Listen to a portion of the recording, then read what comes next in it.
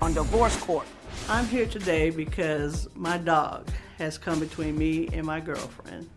I gave PJ the ultimatum, or the dog or me. I chose a dog. I was so upset that she chose the dog over me. LaWanda has a bad temper. You can't say anything to her without her ready to fight. She said, when you threaten me, I'ma tase you.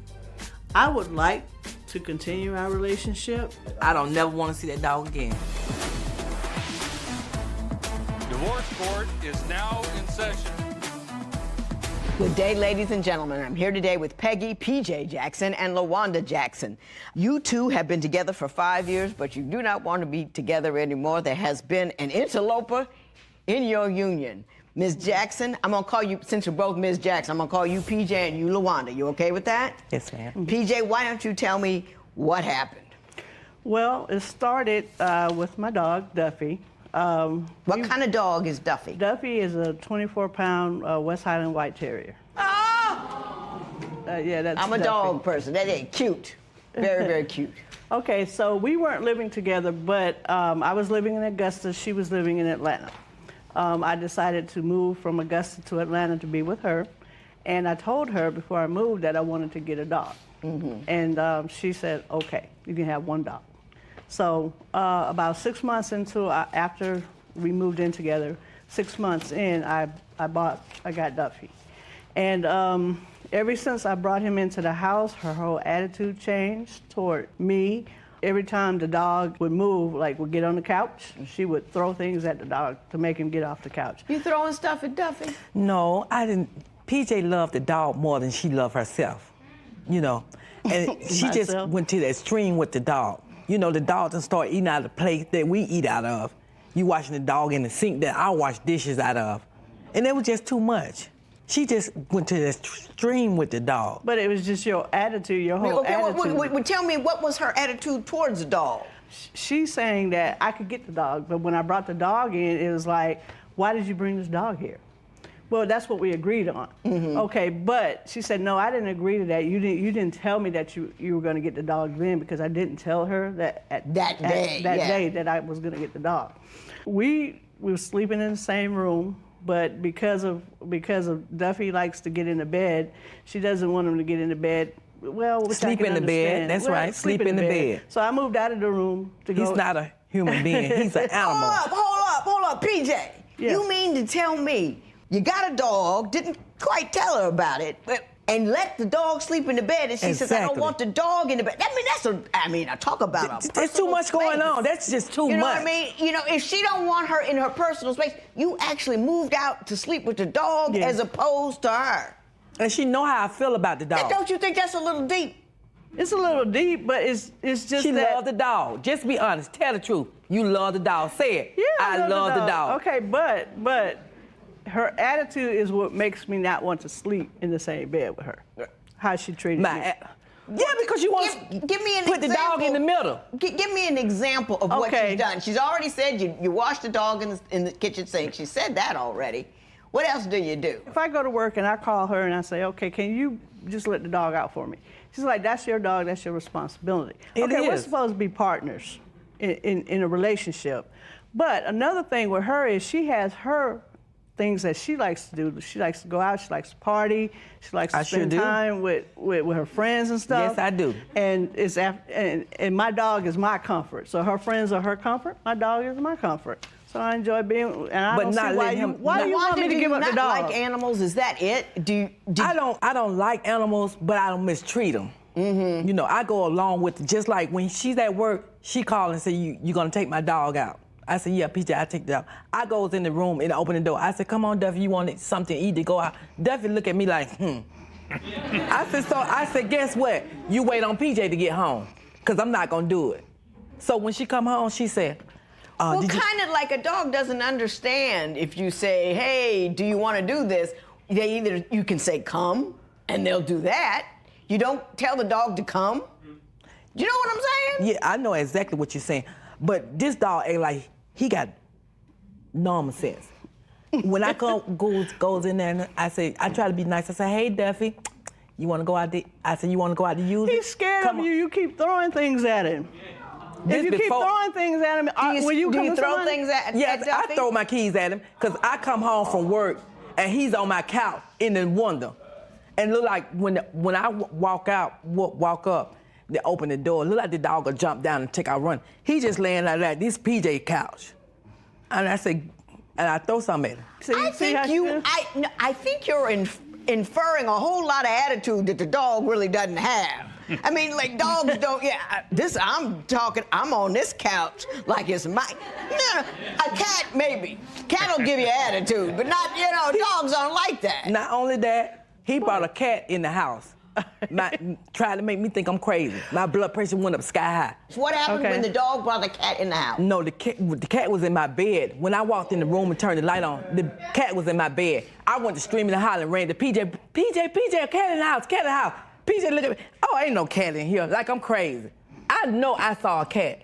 I know what I saw. I saw that stray cat outside that be in everybody's yard. In your bed. We got into the argument about me feeding the cat out of the plate. I mean, the dog out of the plate. Right. And she she had a frying pan. She was going to hit me with a frying pan. When I pull up. But we had it was a friend of ours in the house that took the frying pan from her, so she couldn't get Well, tell about the taser. LaWanda, did you threaten her with a frying pan because the dog was eating out of the plate? Yeah, I threatened her with the frying pan because she had a taser. Every time we get into it, she walk around with the taser and say, I'm going to tase you. You got a taser? Yeah, tell her the truth. Tell her about the taser. Threatening to tase people? Well, okay, that's to keep her off of me. They call her Bull. Her nickname is Bull. Now, why do you think she has that nickname? I do not know. Because she likes to fight and raise hell. So when she gets mad... Oh, like the Raging Bull, the movie. Yeah, like a bull in I like to race with you. But where's all that anger coming from? So Did you buy a taser specifically to get her off you? I did.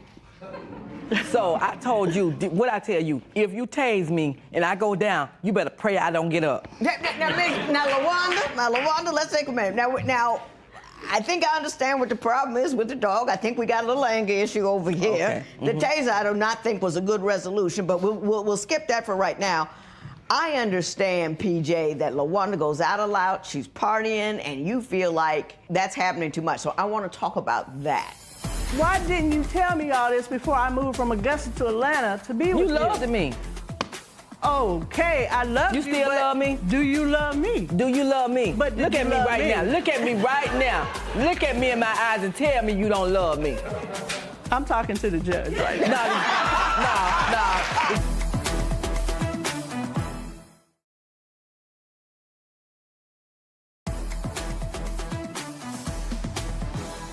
So, PJ, I understand that you say you made the ultimate sacrifice by going to move with her, but she's not affectionate and she's always partying with her friends. Why don't you tell me about that? Okay.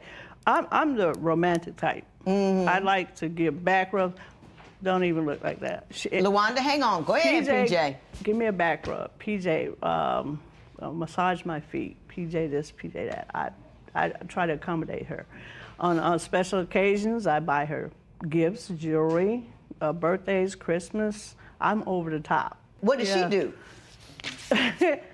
I might get an I love you every now and then. She's not affectionate at all. I don't feel that deep bond or affection that I feel like should be in our relationship. Mm-hmm. When I make special plans sometimes to go out, she forgets all about me. She goes out with her friends. Her friends, I don't believe, really care for me because we are in a, gay relationship, and they feel like LaWanda. They ask. I know one particular person asked her, "Is that really what you want? Are you sure that's what you want?" And I think she's confused. Really, when we were together, was that really what you wanted? Was that really what she wanted? LaWanda, you heard what she just said about the lack of affection, and she's concerned if this is really the kind of relationship you want to be in. What do you have to say about that? I don't want to be in a relationship. No. You what? I want to come and go as I please. I'm getting up here in the clock just like you. Well, why didn't you tell me that? PJ, let her finish. LaWanda, go ahead. Tell me. I'm here in the clock just like you. You're not taking care of me. You might be looking out for me, but you're not taking care of me because I'm getting up here in the clock just like you. I'm paying bills just like you. PJ want me all to herself. Just me. Nobody but me. And her relationship is boring. She likes to read. She likes to be on the computer, all in people's business. That's just not me. I don't care what they do. So she's on social media, on Facebook, exactly. I'm on social media.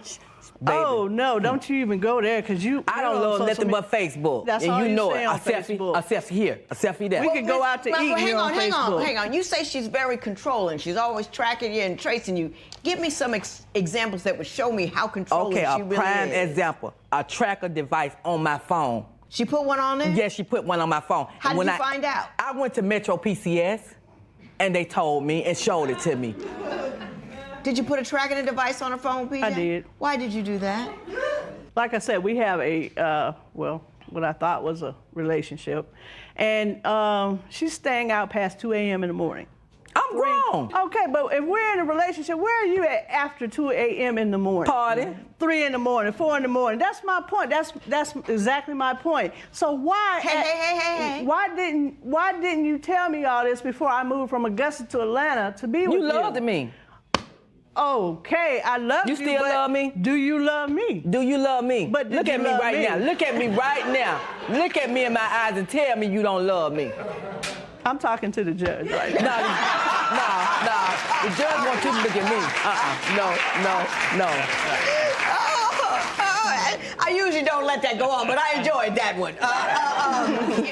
PJ, I want to move on to the next topic, which you say you believe LaWanda has a drinking problem, and I want you to tell me how you believe that has impacted your relationship. They were at a red light, and they had been drinking, having a good time, and LaWanda insisted on driving home and fell asleep at the red light. LaWanda, do you drink a little too much?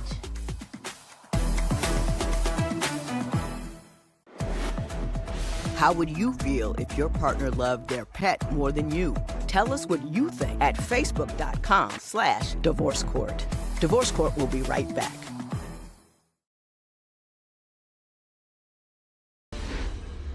Why do you think LaWanda has a drinking problem? Okay, LaWanda would never admit this, but LaWanda has a drinking problem because I feel like when she goes out and she parties and she drinks excessively, and then she drives. Her aunt told me one time that they were at a red light, and they had been drinking, having a good time, and LaWanda insisted on driving home and fell asleep at the red light. LaWanda, do you drink a little too much? You know, it all depends on what it is, but I love margaritas. I wanted a margarita when we got off the plane. It ain't like I gotta have another one. We're not talking about what you did last night. We're talking about throughout the entire. Yes, I like to drink and I like to party. And you prioritize that over everything. Because I have a plan. I'm sorry. I have planned special occasions. If I have a drinking problem, I need to drink 24/7. I can't find her. Well, no, that's not really true. Back to the GPS tracker. You don't have to be drunk 24/7 to have a drinking problem. But some days I don't even drink. Especially when I gotta go to work, I don't drink. When I'm off, yes, I drink. I drink at home. No, you don't. Yes, I do. Oh. Well, maybe now you do. LaWanda, why don't you tell me about the time you were out partying and she came and took the car, you didn't have a way home? Oh, yes. She came and tell it all. It was her car. Right. And she had bought another truck. And I asked, can I use her car? She said yes. So I was over my auntie's house and I was washing clothes. And my auntie said, how did you get over here? I said, I drove PJ car. She said, there's no car here. You came in her yard and drove the car away. Drove the car, you don't know where you was. You drove the car away, and then you walked back to your truck. So I knew PJ, why did you do that? Because I wanted to keep my car intact, and I've told her 100 times, don't drive my car and drink. Don't do that. So you were afraid that since she was with somebody in her family in your car, that she would be drinking in your car, so you went and got your car. Exactly. But the thing about it is, you buy me stuff to drink. So how's I'm at home? Because I want you to stay at home and drink. What do you need to go out, keep going out in the streets for drinking? And why do you keep drinking and driving? And see, that's dangerous. And you say, ask me why I put the GPS on your phone, so I don't know where you're at. Now, LaWanda, I'm not no child. Drink. Now, I didn't say you were. I have judicially obligated. You can't be drinking and have those keys in your hand. You're so right. Because what happens is you get in an accident, you kill some woman and her daughter, and you get a hangnail because you're so loose and drunk in the car that nothing ever happens to you. You don't have that right to expose us to that kind of danger. None whatsoever. You understand me? Yes, ma'am. You're right.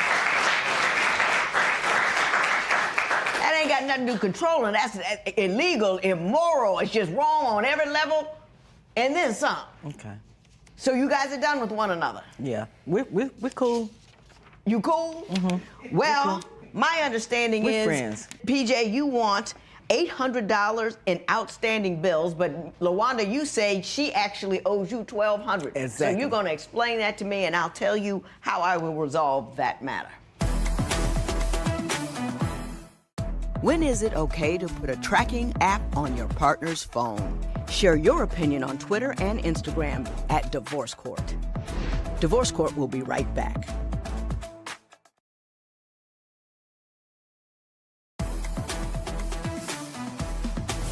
Briefly, PJ, why do you believe that LaWanda owes you $800? Because when she moved, Yeah. I came home one day and she was gone. Right. Our agreement was I pay the rent Right. and she takes care of the utilities. Uh-huh. Okay, so when she left me holding the complete bag. I see you reaching for something. Why don't you give that Yeah. to Joe? And so you think that she should at least pay the utilities for the first month when she left? Yeah. Or was it a month she was there? Yeah, well, she was gone for about right at a month. And didn't pay for that month that she was She living didn't pay. Yeah, she hadn't. And she you stayed in the house? You were Okay. already behind in the utilities. Okay, when you LaWanda, left. why don't you tell me why you believe she owes her $1,200, but you don't owe her anything? First of all, the $1,200, she was living in Augusta. When I went and got her from Augusta and brought her to Atlanta, her car was messing up. Her transmission in her truck was going out. She knew that. So she kept telling me she'd been on Craigslist and she seen a car that she wanted. So I said, well, how much the car is? She said $1,200. She said, but I want to go check it out. We went over to the man's house and she test drove the car. She said, well, I like the car. I said, you sure? She told the man she wanted the car. So the man had my name and her name on the title. Mm-hmm. But when PJ got the car, my name was not on it. Who paid for the car? I paid cash money for the car. My mama had passed me. Did she pay cash money for the Yes, car? I paid. Yeah, she paid. Okay, this is what we got, ladies. First of all, I'd never recommend moving to be with somebody. You should live with somebody. You know what I'm saying? It usually doesn't work out. You have a relationship where you've lived together for a while or known each other a while before you get up and move your life, because it's different being in a house with somebody than it is in a long-distance relationship. That's number one. Number two, I love Duffy. And I'm glad Duffy loves you. And you got somebody to love now that LaWanda is gone. Okay. Number three, you guys were in it together. It was one household. You were putting in utilities. You were putting in rent. You were putting in utilities. You were putting in the money. So I'm not going to start giving money back and forth across. Let's call it a day. Let's call it even. Let's call it done. And everybody, be glad that you loved one another. Be glad that it's over. You take Duffy and you take your freedom. There will be no recovery for either party, and this matter is adjourned.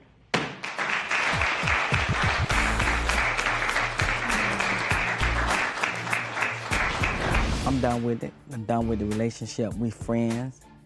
I'm concerned about how she doing because she's up here in Georgia by herself, no family members. So I be concerned about her, how she doing in her health and everything. But that's it. I think LaWanda and I will be friends. We still have a lot in common. We still enjoy each other's company, but we just can't be lovers anymore.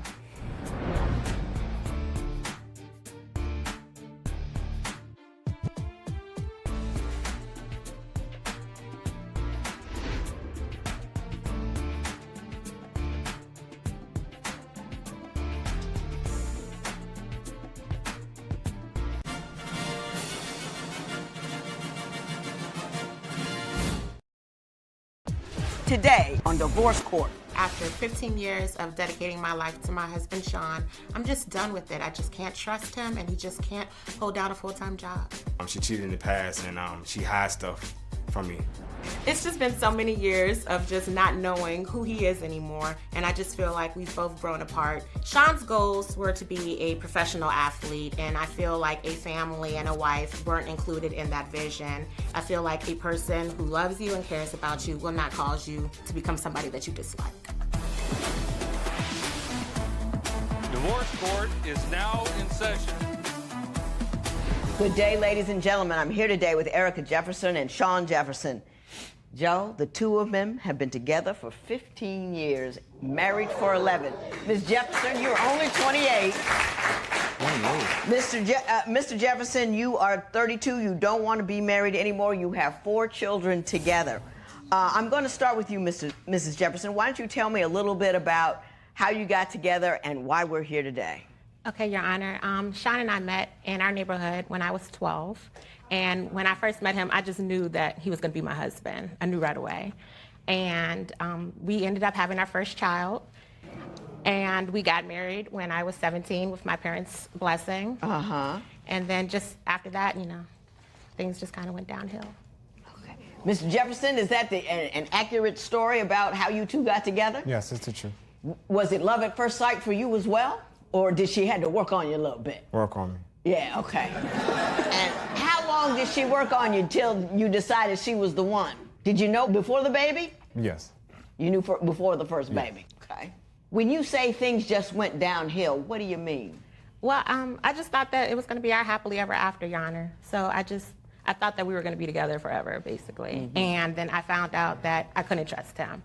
And he just wasn't the person. When and how did you find out you couldn't trust him? Over the years, there was just things that weren't adding up. I lost a lot of friends during the course of our relationship because I thought that they were pursuing him, but I found out that he was actually pursuing them. It started with a phone that he had. He had a secret phone. And also just on the tablet, he was really sloppy with hiding evidence, Your Honor. He just left emails open. Emails that indicated, let's get together. Yes, Your Honor. Hey, sexy. Yes, hey, sexy. Like, yup, like, how are you? Oh, I just got out the shower type of stuff. Like, let's meet up, go to a hotel. How deep into the marriage were you before you started to see that kind of thing? It was small stuff, so I just kind of let it go because I just believed everything that he told me. So when he told me it wasn't nothing, I believed him like it was the Bible. Like, I just followed what he said. Mr. Jefferson, do you care to respond to that? Did those things happen? Well, for the cell phone, we were separated at the time when I had a cell phone. Because at the time, my parents, her parents bought us a cell phone and then cut me off the line. So I wanted to make sure I had a cell phone for getting jobs and everything. So, so you were on a break? Yeah, we was on a break. Yeah, when I had a cell phone, we was on a break. Why did you go on a break? What was happening before the break that made the break necessary? I believe that we got the argument, and then she was like back and forth. And then, do you know why? No, nope. You don't have any clue. Were you arguing all the time? Yeah, we was arguing. Yeah, arguing. What were you arguing about? Was it about trust? Was it about dinner? Was it about money? It was about trust. It was about trust. On your part? Yeah, on my part, yeah. So when you say all that happened while I was on a break, there was some infidelity going on before the break that caused the break. Yes, ma'am. Don't make me work so hard. Do you know what I mean? Just go ahead and say, when were you first unfaithful to her? Probably 2 years into the relationship. 2 years into the relationship. Was this an ongoing situation that you had, that multiple women, one woman that kept cropping up in your relationship, or did you have several missteps with different women? No, just one. Just one? Your Honor, no. Ms. Jefferson, why don't you tell me the truth? Please, thank you. Your Honor, it was several women. Like, it was one instance where he was doing the thing on social media and he met up with these women, and one of them actually had the nerve to contact me when I was trying to find out where he was, because he disappeared for a couple of days, didn't contact anybody and let us know if he was safe or where he was. She contacted me with the nerve to tell me that, you know, he's with me? Yeah, exactly. Yep. Mr. Jefferson, did all that occur? It's true. But at the time, we were separated because she was seeing somebody, a neighbor, and talking to them. Were you seeing the neighbor? Yes, I was.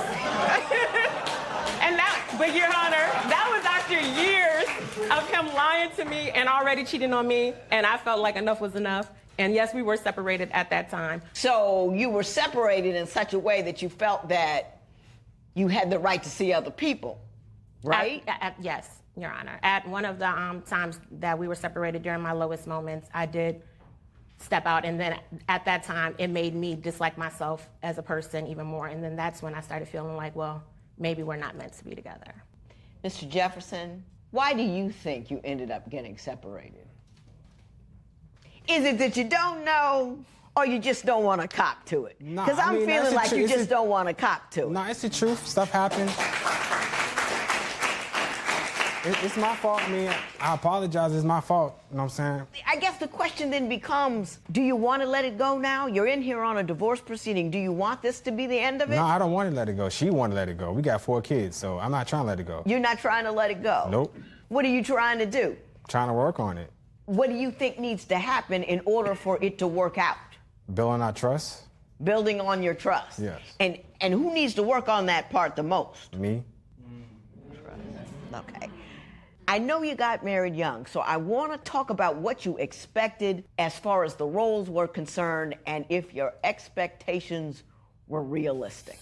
The jobs I had, man, she'll stress me out to the point that I have to leave because she'd be like, call me every 5 minutes when I was a merchandiser. Are you one of those people? When he was working and he was bringing home his paycheck, it was fine. But he was cheating, and then the money was being spent on these other women. Oh, my.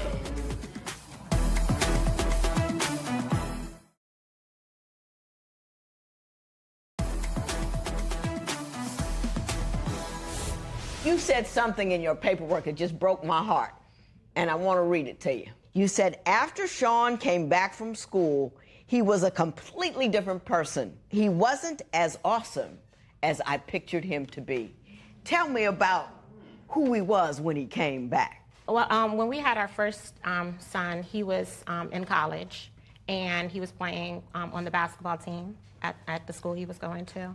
And it didn't work out there with his roommates and with school, so he had to come back home. Okay. And when he came back home, I feel like he showed a lot of resentment towards me and our child. Mm-hmm. And I feel like he just didn't value us, and he was just hung up on his own inner issues that he wasn't prioritizing our family. Taking care of or honoring or loving the family. Mr. Jefferson, do you understand what she just said? She got that story all wrong. You tell me how it really went. All right, so I left school because my son was being born. I decided, hey, school wasn't for me. So I decided to go and get a job and start working. Okay. And I always put my family first. I try to do everything I can, cleaning up, helping out with the kids, doing chores, doing everything I can. So she just misread you? Yeah, because when I decided to come back home, I decided that was my fault. It was my job. What was your fault? Not my fault. It was my job to take care of the kids. So did you leave school to take care of your responsibilities? Yes. But for those responsibilities, would you have remained in school? Probably so. What was he failing to do that made you believe that he became a priority and that you and your family were secondary in his existence? Your Honor, he signed up for a gym membership, which is great, but he didn't consult me first. He signed a contract, and we weren't financially stable to be able to pay for that and to also pay for our rent and to do other things for our children. Did you sign up for a gym membership and financially you weren't cool? Nah, I was good with it. I was working at the time. I was working full time. And I put her on a gym membership too. She could use it too. Yeah, but when you say working, how deep was your paycheck? I was working. We was living at our parents' house at the time. Yeah, but how deep was your paycheck? I mean, it wasn't deep, but I had enough money over for a gym membership.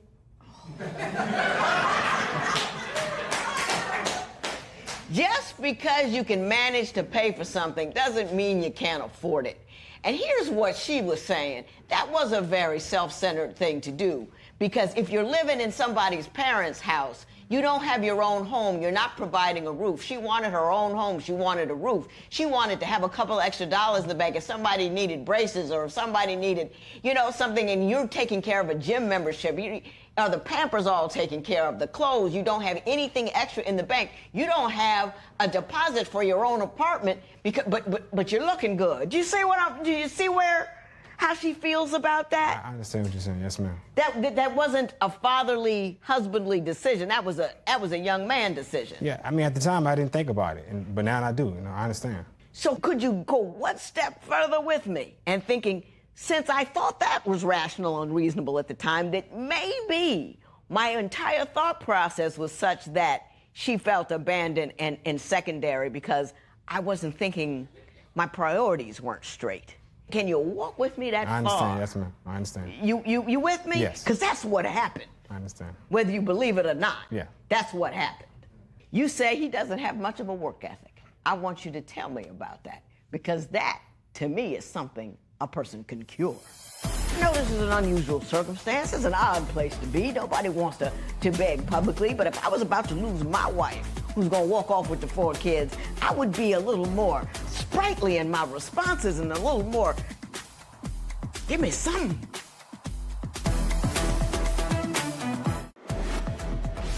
Do you think childhood sweethearts usually make good spouses? Tell us what you think at facebook.com/divorce court. Divorce Court will be right back. There's so much I would like to talk about. I want you to first talk about why you believe he doesn't have a good work ethic. I'm going to let you respond to that. Then I want to talk to you about your point of view with respect to your children. Go ahead. Well, Your Honor, as far as his work ethic goes, he has all the energy in the world when it comes to working out and going to the gym, and he can prioritize that time. But when it comes to just holding down a steady job, he doesn't either want to go or he doesn't want to show up, and he just doesn't want to stick to something regular. He wanted to try to be a truck driver, and that would have been fine if he didn't previously get in an automobile accident with our vehicle before, and he wasn't the same after that. Okay. Mr. Jefferson, what do you say with respect to her contention that you don't have a good work ethic? I do have a good work ethic. I mean, I tried to get a job this year, and she told me I couldn't be a truck driver, and told me she would leave me if I become a truck driver because she heard stories about truck drivers cheating. Oh, okay. And your response to that was what? I just went on, kept looking for another job. Did you get another job? Not yet. How long have you been unemployed? For about 2 years. No, ma'am, it's been longer than 2 years. I mean, you can get a fast food job. Jobs I had, man, she'll stress me out to the point that I had to leave because she'd be like, call me every 5 minutes when I was a merchandiser. Are you one of those people? Your Honor, the only time I was calling him is when he was cheating on me with the girls he was working with. That's the only time, Your Honor. Other than that, when he was working and he was bringing home his paycheck, it was fine. But he was cheating, and then the money was being spent on these other women. Oh, my. You know, if you really want to get your family back, you got to get a job. You know, you got to show that you're willing to, because you're saying, well, she's going to mess it up, so I'm not going to go get a job. She's going to call me too much, so I'm not going to get it. She's leaving you. She's divorcing you. Get a job, and if she starts to dial you dynamically, as you contend she does, deal with that later, but you got to do your part. You can't say, I'm not going to try hard and do my part because she may mess up her part. Do you see what I'm with? That's grown man business. That's not, you know, oh, I'm not going to put myself out there because there might be a problem on the back end. Do you know what I'm saying? I understand. Oh, Mr. Jefferson, I'm trying to gather myself and find energy to enable you and to prompt you because you want to stay, but you don't even. You're one note. And I know this is an unusual circumstance. It's an odd place to be. Nobody wants to beg publicly, but if I was about to lose my wife, who's going to walk off with the 4 kids, I would be a little more sprightly in my responses and a little more, give me something. But unfortunately, she's not going to walk with the kids. I had the house. It's his father's house, Your Honor. I live there, so the kids going to stay with me. The response to that is so jacked up. And I'm going to take care of my kids. That was the most jacked up response you could have given. So I got the logistics wrong. That's not the point. You told me you wanted to save this marriage. You told me you wanted to give your children a 2-parent household. You told me you wanted this thing to work out. You told me you would do it whatever's necessary. When I'm telling you, you got to at first look like you wanna, and you correct me on some logistics. The kids are gonna stay with me. What the heck? Why would she want to stay? Do you understand what I'm saying, Mr. Jefferson? I understand what you're saying. Wow. Mrs. Jefferson, the remainder of my time, I want to speak with you. What's a deal breaker after 15 years of marriage and 4 kids together? Share your opinion on Twitter and Instagram at Divorce Court. Divorce Court will be right back.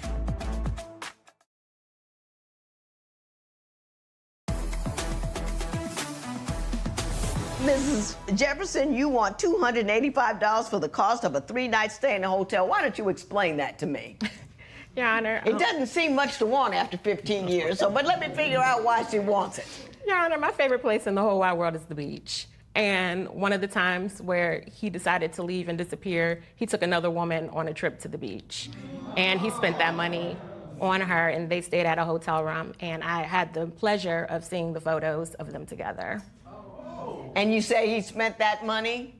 On the $285 on the other woman? Yes, ma'am. Where did you get the number 285 from? It's just the estimate that I looked Mr. up. Jefferson, were you off on a dalliance with another woman in a hotel That's that you true, but used family funds for? No, it wasn't family funds, but it's true. What do you mean it wasn't family funds? This was extra money I had. You ain't got no extra money when you're married with 4 kids. I know. Ain't no such thing. It was bonus money. It was a gift. It was a gift. Yeah. Now you just making stuff up. You know what I'm saying? Now you're just making stuff up. It just sounds silly. There's this concept in the law. I mean, sometimes the law can be a beast and an ugly thing. And typically, there's no fault divorce, and everybody splits it down the middle. But some states, seeing how wrong that was, imposed a notion known as marital misconduct. In other words, like, if you guys got $1 million between the two of you and you spend half of it gambling, they're not going to let you split the other half when you're divorced. She gets the whole other half because you shoot away that money doing things that are maritally inappropriate. So you shouldn't be able to spend that money and then take half of what she's got left. So it's an idea that you can't spend money doing bad things and take that away from the marital assets. You ain't got no assets, but you will get the $285. I'm gonna tell you that much. just on the whatever. Having said that, I will say this. Mrs. Jefferson, I was going to fuss at you early on about there is no such thing as happily ever after. There is no such thing as did I get the right guy. You know, you get a good guy, you get a decent guy, and then you have to work at the marriage. There's no magic. But it's too late for that. You got 4 kids, you beautiful as all get out.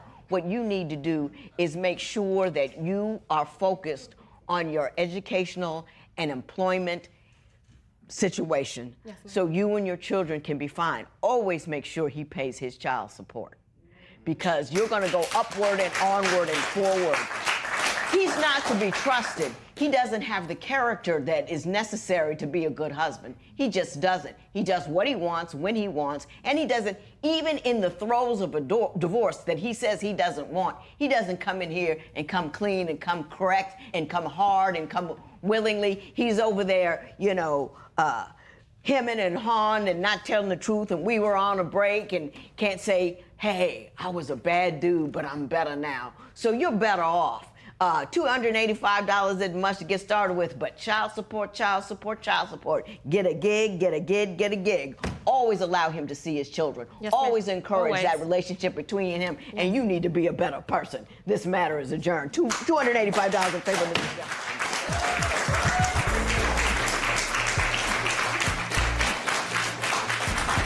I just really wanted it to work.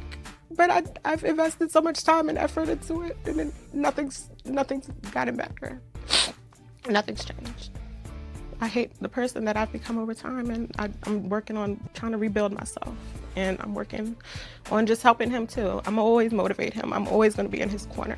I'm always gonna be there for him. And I just hope that he'll be there for me too.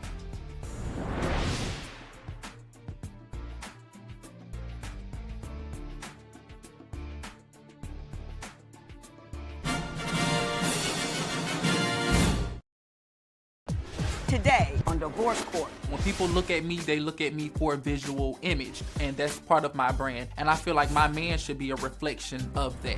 I think my style is just as good as his is.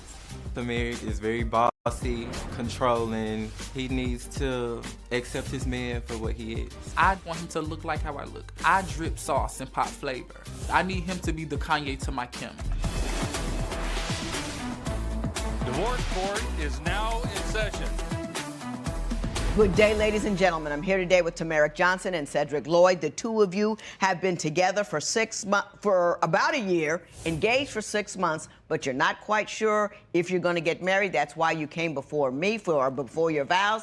I had you take my compatibility test. You gave me your license with permission to tear it up. Should I think your union is ill-advised? Mr. Johnson, I'm going to start with you. Why don't you tell me a little bit about your relationship and why you're here today? Well, Your Honor, my relationship with Cedric, I love Cedric. Can I start off by saying I love him? Please do. And I definitely want to be with him. I definitely feel like this is somebody that I could build with and genuinely be in a relationship with. However, we've had previous incidents and even present incidents that have deteriorated our trust, if you will. Give me a few of the incidents. We were living together at the time, and I had went through his phone, and it's this app called Snapchat.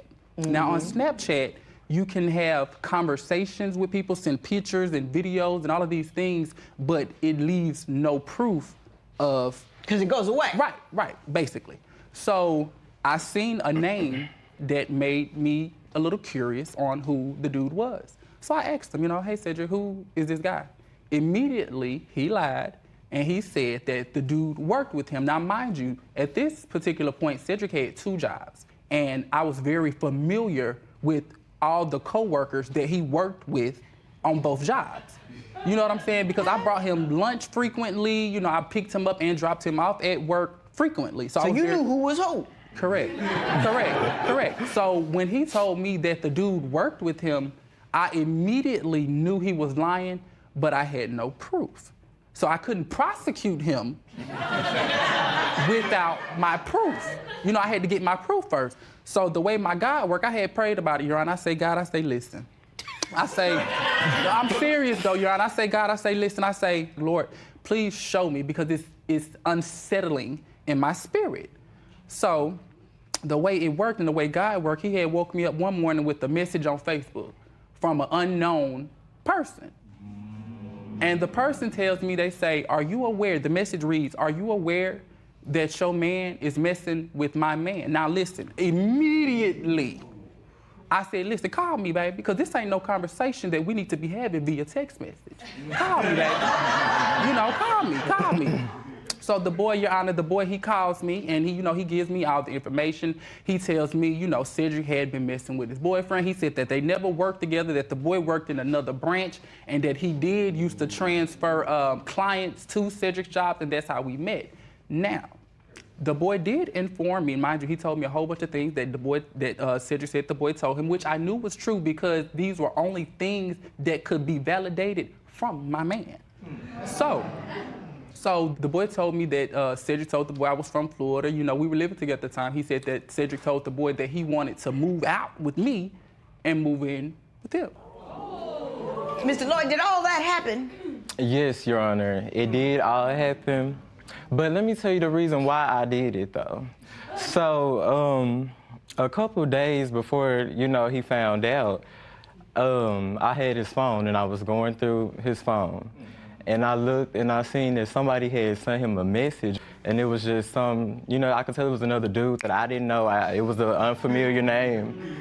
So I clicked on the message and I'm scrolling through the messages, and the messages say, hey, beautiful, you're sexy, you're gorgeous. Call me, hit me up. And the dude had sent his number, in his inbox. So I had clicked on the number as if I was gonna call, and he got the number saved as some initials in his phone. Your Honor. Mr. Johnson, you wouldn't care to respond to that? Your Honor, this is the thing. Let's be honest here. I'm a public figure. I'm a rapper / model. And I do these things publicly. You know what I'm saying? So I have a big following that's growing. This year my following has grown over 20,000 followers. Like, it has grown. Like, I'm really taking off. You know what I'm saying? So a lot of people show me love and a lot of people show me respect. And part of my brand is beauty. So a lot of people think I'm beautiful. A lot of people think I'm pretty. I mean, I don't feel like, that has nothing to do with me. However, the dude did send me his number. I did save the number, but there was no messages. There was no call. You weren't doing anything wrong. No. I just saved the number. Can you give me one more suspect thing that Mr. Lloyd has done that has broken your trust? I can. It was this one time, Your Honor. We was laying down, and Cedric can vouch. We was laying down, he was asleep. His phone is going off. I mean, it's a ticking time bomb. Like, I thought it was gonna explode. Like, it's just going off, and he's asleep, I'm up. So I look over at the phone, I see who it is. It's his ex. And I just broke down crying. Cedric woke up from hearing me crying. He asked me what was wrong. I didn't even want to tell him what was wrong with me because I didn't understand. In that moment, I couldn't fathom I couldn't fathom an excuse that he could tell me on why his ex was hitting him up. No one at 3 o'clock in the morning. Right. That ain't nothing open that late but legs and liquor stores. Like, you know what I'm saying? Like, why is your ex, number one, it's already an issue that your ex is hitting you up, but the fact that he's hitting you up in an ungodly hour, I have an issue with that. And I didn't feel like there was nothing that he could say to explain. Mr. Lloyd, were you getting hit up at 3 a.m. from an ex? And if so, why? I would like to know the answer to that question myself. You're just gonna plead ignorance. You don't know what went on. Honestly, though, it was actually around like 6 in the morning, but I have no idea, you know, why the guy was even hitting me up. He obviously saw that I was in a relationship. You know, I was very most public with our relationship on social media. Yeah. So you posted about Mr. Johnson, and everybody knew you were together. Yeah. Yes, ma'am. Why is my man the first thing that you thinking about as soon as you wake up in the morning? You know what I'm saying? That's how my mind thinks. You know what I'm saying? Like, let's be real. Yeah, it's suspect. It's very suspect. Very, very, very suspect. When I walked outside to the window of his car, he was in the driver's seat. He had a situation out, and I had seen, Your Honor, that there was some dudes out there. You can respond briefly and not too detailed.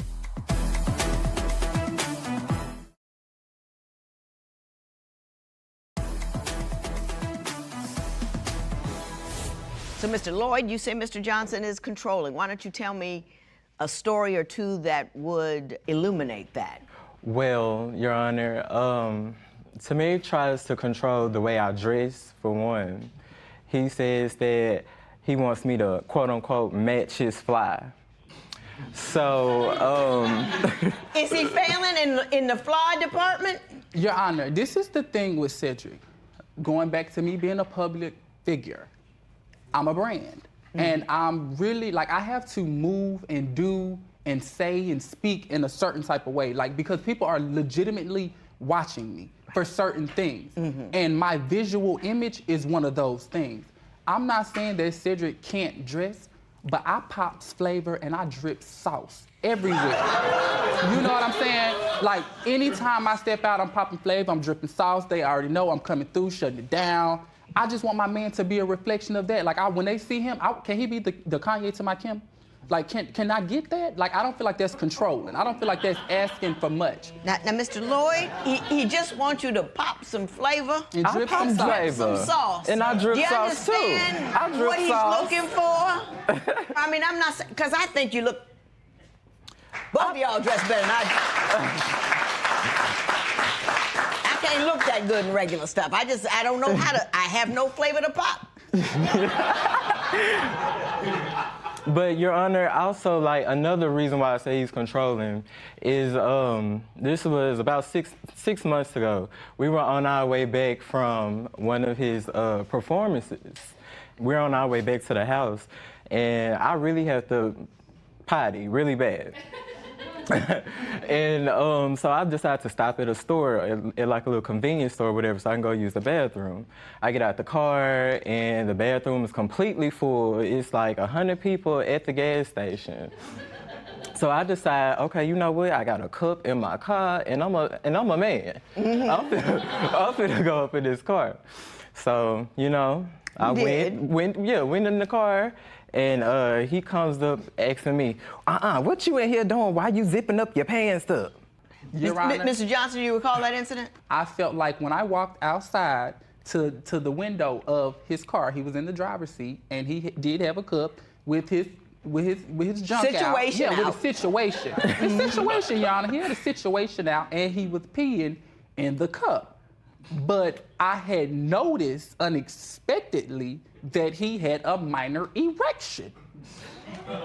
Your Honor, I was just confused. You know, and when I looked around, you know, Your Honor, I'm observant. And I had seen, Your Honor, that there was some dudes out there that was looking, decent. We're not blind, Your Honor. We're not blind. There was some nice looking men out there, and I couldn't help but to think that was the cause. Now, mind you, jokingly, Your Honor, I made a few statements. Mind you, I'm a little tipsy, I'm a little lit. So jokingly, I made a few comments to him. Immediately, Cedric got upset. Cedric threatened to put me out on the highway. I almost tried to throw his car in park on the highway. Tried to throw his car in park and told me to get out of his car because I was joking around about his minor erection. But I just felt like it was funny to me, Your Honor. Like, I really didn't understand why you had a minor erection and you were peeing. Okay, now, you can respond briefly and not too detailed. He was going on and on and on about the situation. So at this point, I'm livid. I'm like, I don't even want to talk. Like, why are you going on about the situation? And all a guy had to do was pee. I got you. And I'm glad we were talking about this because the next thing I do want to talk about is the manner in which you two argue, because apparently y'all show out a bit. I sprint back out the house. I'm fixing to get ready to go. And as I'm reversing out of the parking lot, he jumps from the second flight of stairs in the apartment complex off of the patio. Onto what? On top of my car. Mr. Johnson, would you care to give me your version of that event? How would you react if your partner's ex called him or her at 3 a.m.? Tell us what you think at facebook.com/Divorce Court. Divorce Court will be right back. Tell me about the time you two broke up, because somebody jumped off of something. He found out, this was around the time he claimed I, quote unquote, cheated on him. Well, after he said that I cheated on him, he agreed that we would try to, stay together and work our issues out or whatever. So it wasn't even 3 days later, I come home from work and I was getting ready to walk up my stairs, and I noticed him and another guy sitting outside on the staircase together. So I didn't even say, at that point, Your Honor, I didn't even say anything. I just continued on walking in the house. I just walked right past him. I just gave him a little look like, you know. But so I walk in the house and I change my clothes and I sprint back out the house. I'm fixing to get ready to go. So I done crunk up my car and I'm driving, I'm in reverse. And as I'm reversing out of the parking lot, he jumps from the second flight of stairs in the apartment complex off of the patio. Onto what? On top of my car. Mr. Johnson, would you care to give me your version of that event? Your Honor, I'm not sure or for certain how many days after I had found out that he had cheated on me that this was. However, we were still in a very much rocky place in our relationship. So the person that I had invited over to the house, I didn't have many friends in Dallas. I'm not from Dallas, I'm from Florida. So I didn't have many friends in Dallas. The dude that was he wasn't even a friend of mine. He was just somebody I needed to vent to about my relationship. Like, I was talking to him about my relationship. Now, mind you, when Cedric came home, we didn't speak because, like I said, we weren't on really speaking terms. You know what I'm saying? Like, we weren't on the best of terms. But I want to know why you flew out off the balcony. Because he thought, no, Cedric tries to do this to me. Cedric, when I'm ready to talk about something or I feel like it's time to talk, Cedric likes to run and hide and stick his head in the hole like an ostrich and act like, the stuff never existed. And it's like, you can't do that. Like, you can't run from me. Like, you can't run from me. You know what I'm saying? Like, moral of the story, you can't run from me. If I have to turn into the FBI, if I have to turn into Spider-Man, if I have to turn into Judge Lynn Toler just to get the information that I need out of you. That's what you're going to do. I'm going to do it. Because I feel like I'm owed that. I feel like I'm owed an explanation. So you jump off the balcony. I jumped from the second floor to his vehicle. And once I jumped on the vehicle, I was like knocking on the windshield. Like, I was comfortable, like it didn't hurt or nothing. Like, you know what I'm saying? Like, it was very much giving Spider-Man. Like, I was very much giving stunt queen, like I've been doing this my whole life. Like, and I guess when you're angry, but when you're angry and like if you're really mad or you're really into something and you fall and you scrape, it don't hurt. Don't hurt, so right. That's what it was giving. Like, it didn't hurt, like I wasn't bothered. I was knocking on the windshield trying to get him to open the door that he would not open. So I had to threaten Cedric multiple times. I will kick your windows in if you don't get out and talk to me like a grown man. Get off the hood and talk like a grown man. I got a whole compatibility test. I got a professions of love I need to do, and I'm running out of time. So I'm gonna see if I can compartmentalize all this and pop some flavor on you and wrap this up the way it should be wrapped. What would you do if your partner gave you the silent treatment? Share your opinion on Twitter and Instagram @Divorce Court. Divorce Court will be right back.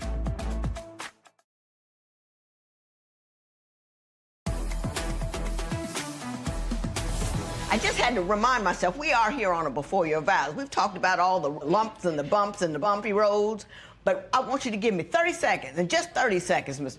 30. All positive. Why Mr. Lloyd is the man for you. Are you ready? Go. Because he's sensitive, he's emotional, he's caring, he's loving, he's chocolate. He got bone structure in his face for days.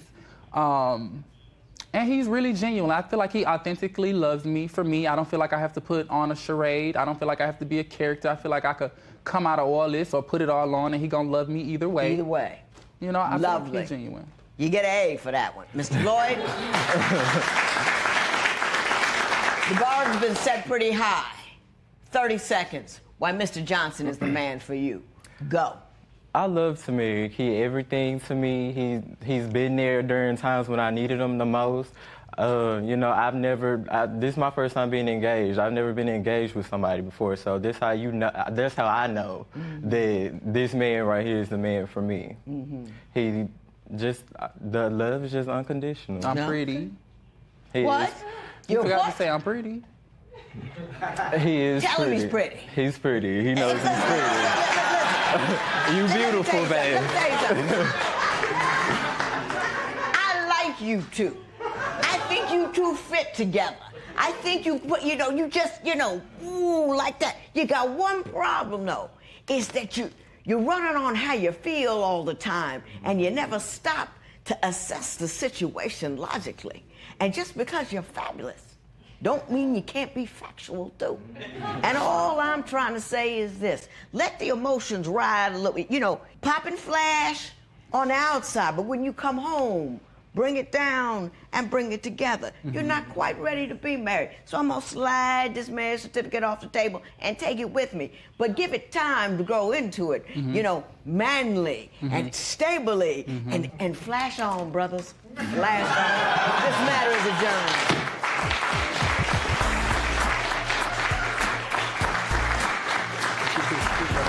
I think we're still going to be together. I think we're definitely going to slow down a bit and take our time and not rush into getting married.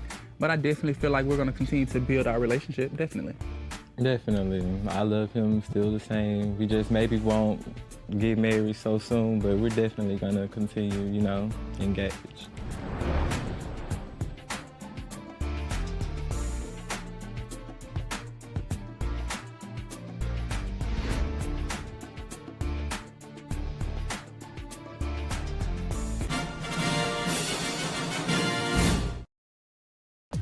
Today on Divorce Court.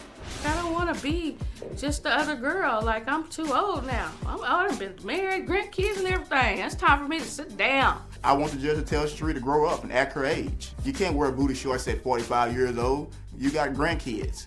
No matter what, it's all about sex. When I first met her, I told her that I like to have sex. She agreed that she liked to have sex too. He's a good guy. Like, I love him. He rubs my feet. Sheree makes me happy. It's just certain things that I disagree with. I don't want him playing with me, and I don't want to play with him. Divorce Court is now in session. Good day, ladies and gentlemen. I'm here today with Sheree Johnson and Marshall Meeks. Ms. Johnson, Mr. Meeks, you two have been together for 4 years, living together for a year and a half now. You just sick of one another. And we're going to call it a day. Ms. Johnson, I'm going to start with you. Why don't you tell me what's going on and why we're here in divorce court? Well, I've been bamboozled, Your Honor. I moved from Dallas to Arkansas with Mr. Meeks, Marshall, and I get there and I find out that he's been having messages on his phone and some cheats and some sexual activity on Facebook and social media. And I'm just like, I don't understand if I'm supposed to be here because I'm still here after it all. You know, after 3 or 4 times of finding stuff. But give me an example of the types of things that you're running into on social media. Oh, pictures of big booty girls, you know, bouncing, you know, stuff like that. Yeah, the jiggle thing. Yeah, and then the sex, yeah. You know, they had that show where, you know, do the boop, boop, boop. Yeah. So, you know, I see that on his Facebook and I get people calling me, you know. Now, do you have a lot of that on your Facebook page? Yes, ma'am, I do, but it's not people that I know. It's just reposts that I see on Facebook. Any booty you see jiggling, you repost it. No, ma'am. No, ma'am. It's not every It's got to be a booty. nice one. Yes, ma'am. Definitely. Does he do any messaging or anything directly to other individuals? Well, yes. For example, like we were in Texas and he get a phone call on the phone, and I was like, well, who's that on the phone? He's like, I don't know who it is. And he doesn't know for 3 or 4 months. And then all of a sudden, the phone call rings at his mom's house phone, and I answer, and it's a woman on the phone. And I'm like, hello? She's like, can I speak to Marshall? I'm like, well, who is this? This is his girl. And I'm saying, Marshall, telephone. He's like, hang up, hang up, hang up. I was like, no. So she calls back again. I was like, hello? Put him on the phone now. He doesn't have a choice. I was like, Marshall, get on the phone now.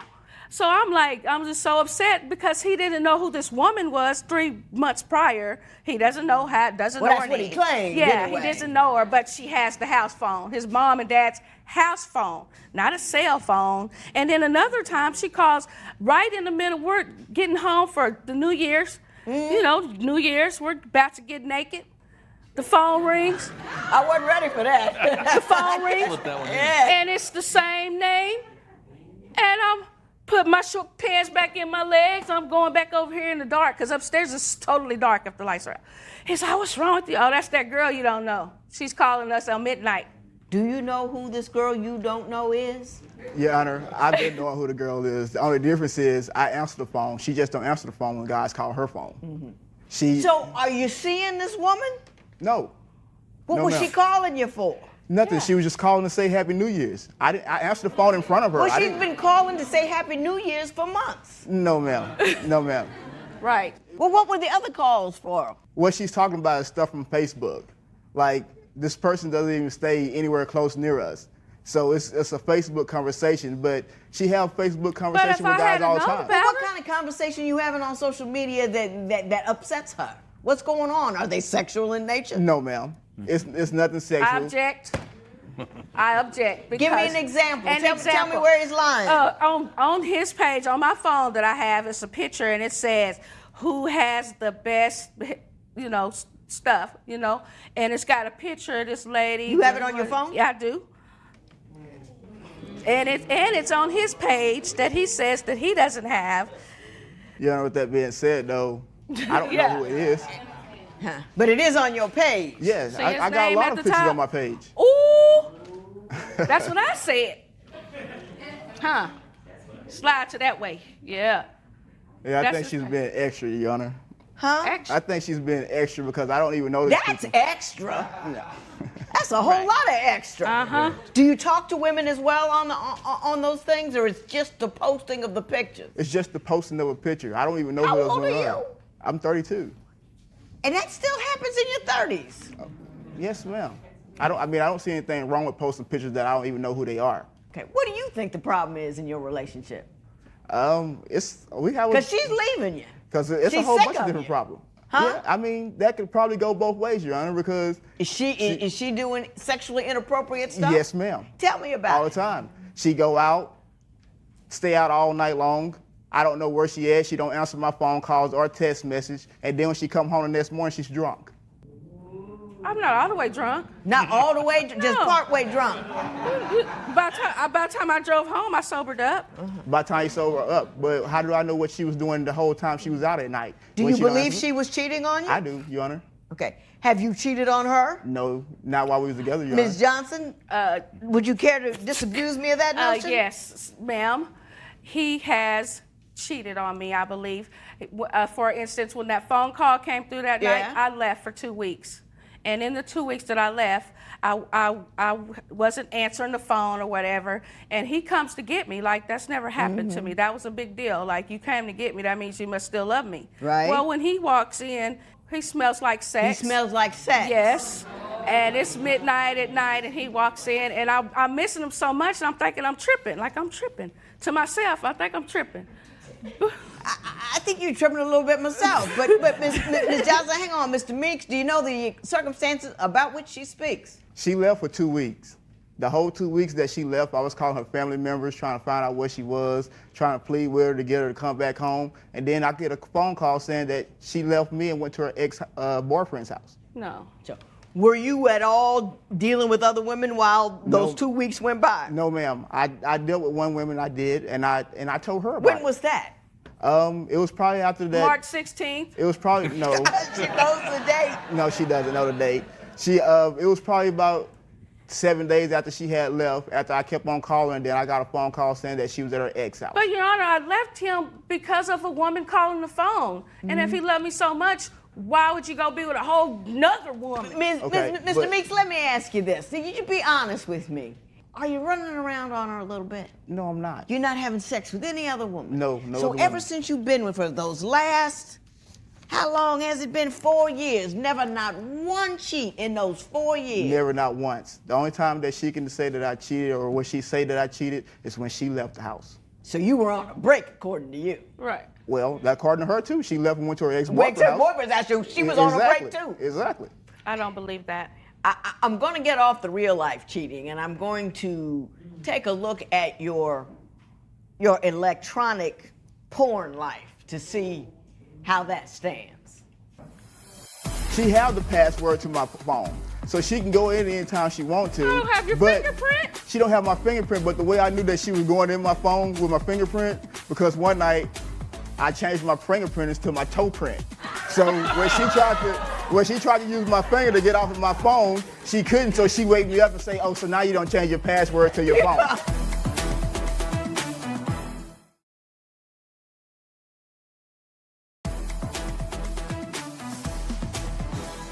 Now, Ms. Johnson, I understand he watches a lot of porn. Is that accurate? That's accurate. It's on How his much? phone. Where is it? And why don't you like it? I mean, I like it. I mean, some people like porn. Like, I'm not really upset about that he watches porn. Right. Because I may watch it with them. The part that I'm upset with, that he feels like he hasn't cheated when our nationality he has. Like, I think maybe sex is a problem. He may have, I tell him, I was like, babe, I think you're addicted to sex. He was like, I don't think so, but you want sex in the kitchen. But like after a while, like I'm a little old, I like a rub or a kiss on the neck or something. And if I don't do it, he huffs and puffs. It's a problem. Goes in the bathroom. Mr. Meeks, are you... True story. You know, it's difficult for me to ask a dude to defend these actions. Are you always after her for sex? I like to have sex, Your Honor. I do. I enjoy it a lot. And you've been exclusive with her or not? Because now's the time to tell. If Right. not. I mean, but when we first got together, Your Honor, before we even started talking, I told her I like to have sex. And I like to have sex a lot. She don't have a problem with it because when we first got together, we had sex a lot. A lot. So as time go by, now you want to start changing stuff up. I mean, don't start something from the beginning and then change it. That's because you started sharing the product. Are you cheating on her? Come on. Your Honor, like I said, I had sex with one person. One person? Yes, ma'am. Okay. So the porn thing, is that an issue? No, I watch porn, Your Honor, but like she said, she watched porn with me. Oh, okay, and so... It's not something that I wake up in the middle of the night and just go watch porn or anything like that. Now, I've heard people go bankrupt watching porn. You know what I mean? They've enough paid sites and they have do you spend a lot of money on it? No, ma'am, I don't spend any money on So porn. it's all free? Yes, ma'am. He has it.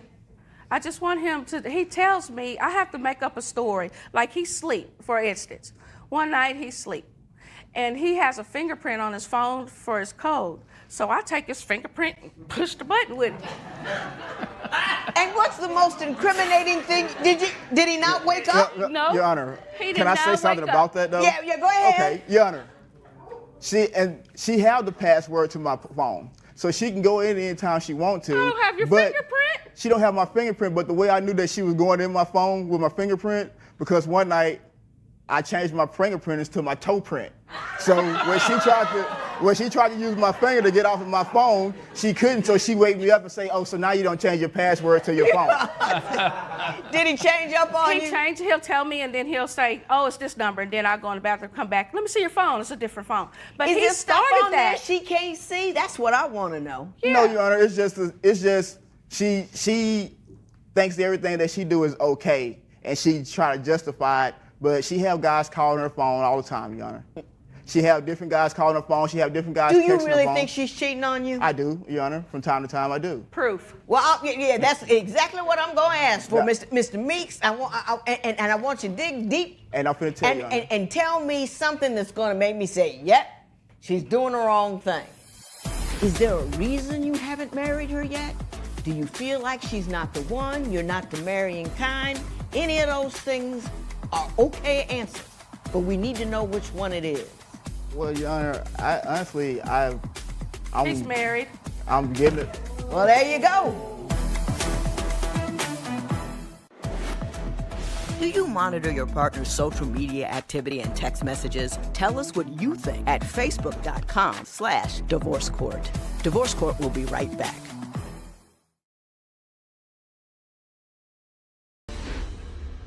Now, Mr. Meeks, this is your opportunity to tell the most incriminating story you have with respect to Ms. Johnson and her extracurricular sexual activity. Go. Okay, Your Honor. I could be at work. She'll go out with her friends and everything, and she'll have a totally different outfit on from when she out with her friends than when I get home. And when I get home, she got this old grandma-looking outfit on, but when she just left out, she had thought shorts on with the bottom of her booty cheeks and stuff hanging out. Like the ones on your Facebook page? Yes, ma'am. The one that, some shorts that her daughter should be wearing, she's wearing. And that's the problem that I have. Ms. Johnson, what are you doing when you're going out in the thought shorts? First of all, I'm out with my friends, and I'm 40-something, but I think I'm cute. Like, I would wear some stuff with this. I think I'm cute. And he thinks I'm supposed to dress like a granny. But if he gets off at 11 o'clock at night and I'm out at 6 o'clock in the afternoon, of course I'm going to have something else on. That doesn't mean I'm out cheating because of what I have on. Yeah, we change clothes all day. Okay. I mean, because I don't understand that. Right, Your Honor, but do you, when you leave your house and your husband call your phone, don't you answer your phone call when your husband call you, or at least call him back in a decent time? Not typically. I do not allow questions. But I'll answer that one. And yeah, I answer the phone. Right. So what is the point you're trying to make? Okay, well, the point I'm trying to make is when you go out with your friends, I don't have a problem with you going out with your friends, but if I call you and you know that I'm at work, I feel like you should answer the phone and call me back. She don't respond to my call, message, or text or anything, but then you show up the next morning. Let me ask you this, Mr. Meeks. Are you calling her about nothing? No, ma'am. If I'm calling her, I'm calling for a reason. Is the reason, where are you?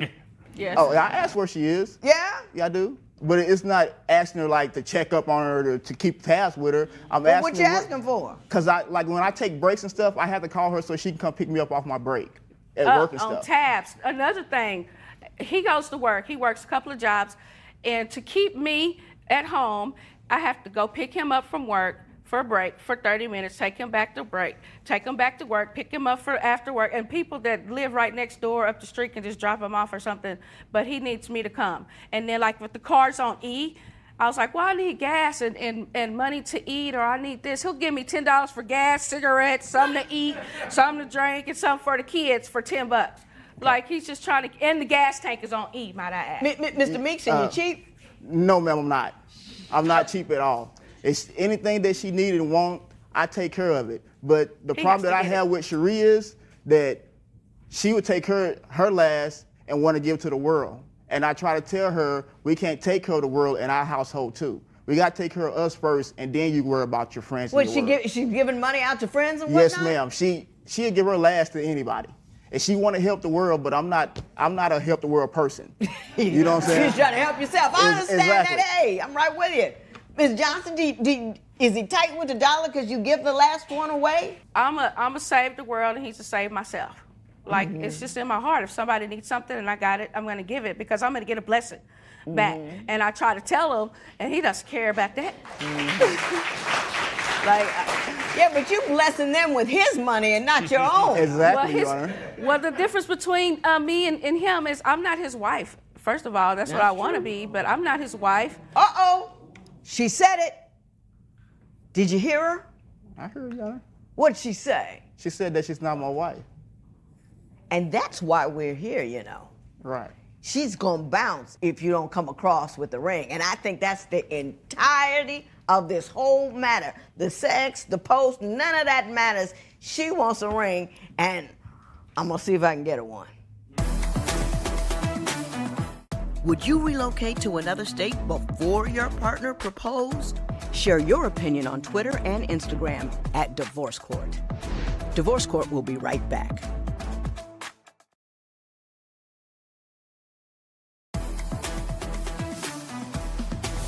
Mr. Meeks, I don't think you're cheating. I think you love her. I think you're a hard-working dude. I think she's mad because she moved to a whole new state with you and does not have the sense of security of being your wife. Did I get that right, Ms. Johnson? Yes, ma'am. Now, Mr. Meeks, you can't make somebody marry somebody, but you can make somebody see how their loved one feels and make some decisions about what you want to do for her. Now, is there a reason you haven't married her yet? Do you feel like she's not the one, you're not the marrying kind? Any of those things are okay answers, but we need to know which one it is. Well, Your Honor, honestly, He's married. I'm getting it. Well, there you go. He's married. Well, Your Honor, if she would have let me talk, Your Honor, I was going to tell you that. From one state to another with a married dude. Well, I didn't know at the beginning of our relationship that he was married for about Your Honor. 4 to 6, about Your Honor. 4 months, and his aunt tells Your me Honor. he's So married. is your wife going to be surprised to see you here on Divorce She's not, Court? Your Honor, because my wife know about her just like she know about my wife. Your Honor, she's lying. She's been knowing that I was married before we even started talking. No, I didn't know. I So didn't know. why are you still married to this other woman? I just haven't had the money to get a divorce yet, but we've been separated for 2 years. It's just totally a paperwork kind of thing. Yes, you ma'am. get that paperwork cleared up. Will you find a way to marry her, or are you just going to get the paperwork cleared No, up? I'll get the paperwork, but she know that I want to be with her. She know that. I tell her every day that I want to be with her, Your Honor. Mrs. Johnson, you are the author of your own angst. If I were you and I really wanted this dude, I'd get me a part-time job and then a divorce attorney, send him over his way, and get him loose so you can tie him back up. This matter is adjourned.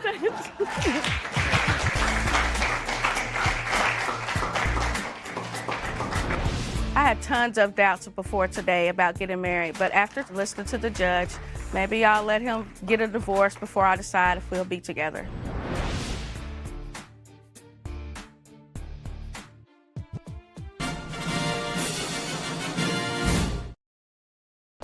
Today on Divorce Court. I just want to tell you that I feel like we have communication issues, and sometimes you don't appreciate me, and the family issues, they have to stop. I feel like that we wouldn't have communication issues if you would just stop talking so much and listen to what I have to say sometimes, and stop being so controlling over the family issues, and that might help too.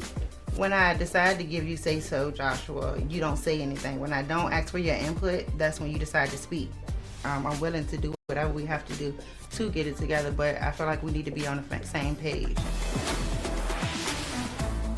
Divorce Court is now in session. Good day, ladies and gentlemen. I'm here today with Tavarshia Jones and Joshua Coleman. The two of you have been together for 6.5 years, and you have 2 children together. You've been together a long time, but you still can't decide whether or not to walk down the aisle, so you've come to me for my opinion. I've given you my compatibility test. You've given me your marriage license with permission to tear it up should I think your union is ill-advised. Ms. Jones, I'm going to start with you. Why don't you tell me what's the hiccup in getting down the aisle? Well, me and Joshua has a few issues, but communication and that's basically our main issue, communication. Well, I understand you believe he's cheating on you, and it's been cheating on you from the beginning. No, ma'am, I don't believe he's cheating on me right now, but from the beginning, yes, and that what makes it hard for us to communicate. I don't trust him a lot. Give me a little history of his cheating pattern. Well, when we first got together, Joshua had just got out of a relationship. He cheated on me with that female. Then probably about a year later, he cheated again with a coworker. She actually contacted me on social media. I approached Joshua about it. He told me she was lying, it wasn't true, but eventually, probably by the end of the day, it came out. Everything came out. Was that the last cheat? Yes. And that was how long ago? That was probably about 3 or 4 years ago. 3 or 4 years ago. Mr. Coleman, can you co-sign on that?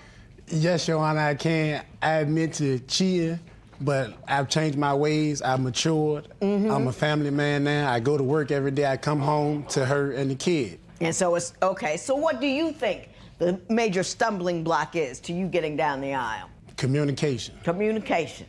So well, at least we agree on what the problem is. Ms. Jones, why don't you give me an example of some of your communication issues? I'll say as far as parenting. Like I'll say one thing as far as the kids, with them being on electronics, tablets, phones and stuff. I'll tell them one thing amount of time. Joshua, on the other hand, he'll let them be on it for an hour or two, long as they're not bothering him. We play the game together. If we love to play the game, we love to play the game. She will stand in front of the TV and unplug the TV if I don't turn the game off. Yes, I do. But that's because he plays it too much. He plays it before he goes to work, when he get off of work, and he'll play it for 2 and 3 hours. That's too long. I got dressed, put my robe on, put my earrings on, came on out here. You guys are talking about video games? No, we ain't talking about video really games. What the issue is? That's not what the issue is. Tell me why it is. You know. For me, she too controlling. Tell me about the control. It's either her way or no way. Point blank period. Father-wise with the kids. If she say the kids can't do something and I say they can't, well, why they can't do it? I said it. I'm the mama. What I say go. Give me an example of some outrageous response she's had to something that she didn't get her way. She tried to make me go to bed every night when I get off of work. Now, mind you, I work in the warehouse. I work 10 to 12 hours a day, and I sweat a lot, so I come home, I want to take a shower, kick back, relax, maybe drink a beer or whatever, play the game. Play the game for, a little while. She want me to come straight to bed.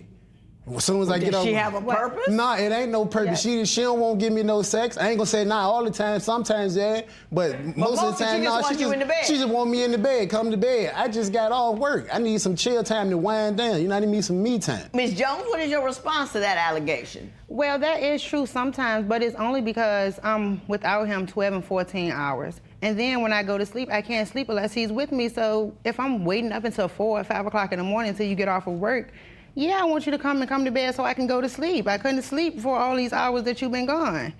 Do you understand she has problems sleeping with you're not in the bed? Yeah. Okay. But how is that your problem? Is what you're saying to me. She better turn her lights off and go to bed till I get there. Turn over and give it a try. Give it a try. Give it the good old college try, It's not that easy. Do you feel unappreciated? Yes, I do. Why do you feel unappreciated? Well, one reason why I feel unappreciated is we've been together for 6.5 years. Out of the 6.5 years, I can say probably about 3 times he asked for sex and I said no, compared to me being at work all day and just giving it to you every time you say it. So yeah, I feel unappreciated. I'm doing all of this, giving you everything you need and want. Now, do you work outside the home in addition to inside the home? Yes, ma'am. Do you work full-time? Part-time. Part-time. And so you feel unappreciated for what you bring to the table. Right. Both economically, housewife-wise, and sexually. Yes, ma'am. Mr. Coleman, your response to that allegation? No. She can't keep up with me. She what? She can't keep up with me. I got stamina like a rabbit. Go, go, go, go, go. So you're not getting quite enough sex is what you're telling me. Oh, I'm getting enough. I ain't know she won't get enough. Sound like something new to me. It's not that I don't get enough. It's just like after 6.5 years, I want something different. Like, you know how a man, they want you to dress up and dance for them and something like that. I want something too, but what I want is a little bit more. What you want? Does he ask you to dress up and dance for him? Mm-hmm, and I don't have a problem with it. And you do it too? Have you made requests of him he wouldn't fulfill? Yes. Like what? Like what? Like what? I want somebody else in the bedroom, preferably a female. And he don't think that I'm about the life that I talk. Okay. Objection. Now, Mr. Coleman, I come in here. Usually, that's the dream of every man that comes in divorce court is another woman in the scene. You have this opportunity presented to you, but you don't want to do it. That's or not do true, I have Your it Honor. wrong? You don't got it wrong. She got it wrong. If I brought a woman in there, she might try and fight both of us in there. So you think she's not telling the truth? Not that she might want it, but if I brought it to her, would she go through with it? That's the thing about it. I don't think she would. You know, Ms. Jones, over the years, and I've been here for a while, I've seen a lot of threesomes, and it almost never works out. Somebody gets mad, somebody gets their feelings hurt. It wasn't what you thought. Then he's seeing her behind your back, and then, but you like this girl, and he don't like her, and all that kind of stuff. It's hard enough to keep a relationship between two people going. Bringing in a third party, it sounds good in theory. Mm-hmm. Rarely does it work out well. I just won't put that out there. I'm sitting in the dock in the warehouse with a bunch of men. Do you want me to FaceTime you? Her response was yeah. Did that happen? Yes. And it happened because if we go back to the second time when he cheated, it was with somebody he was working with.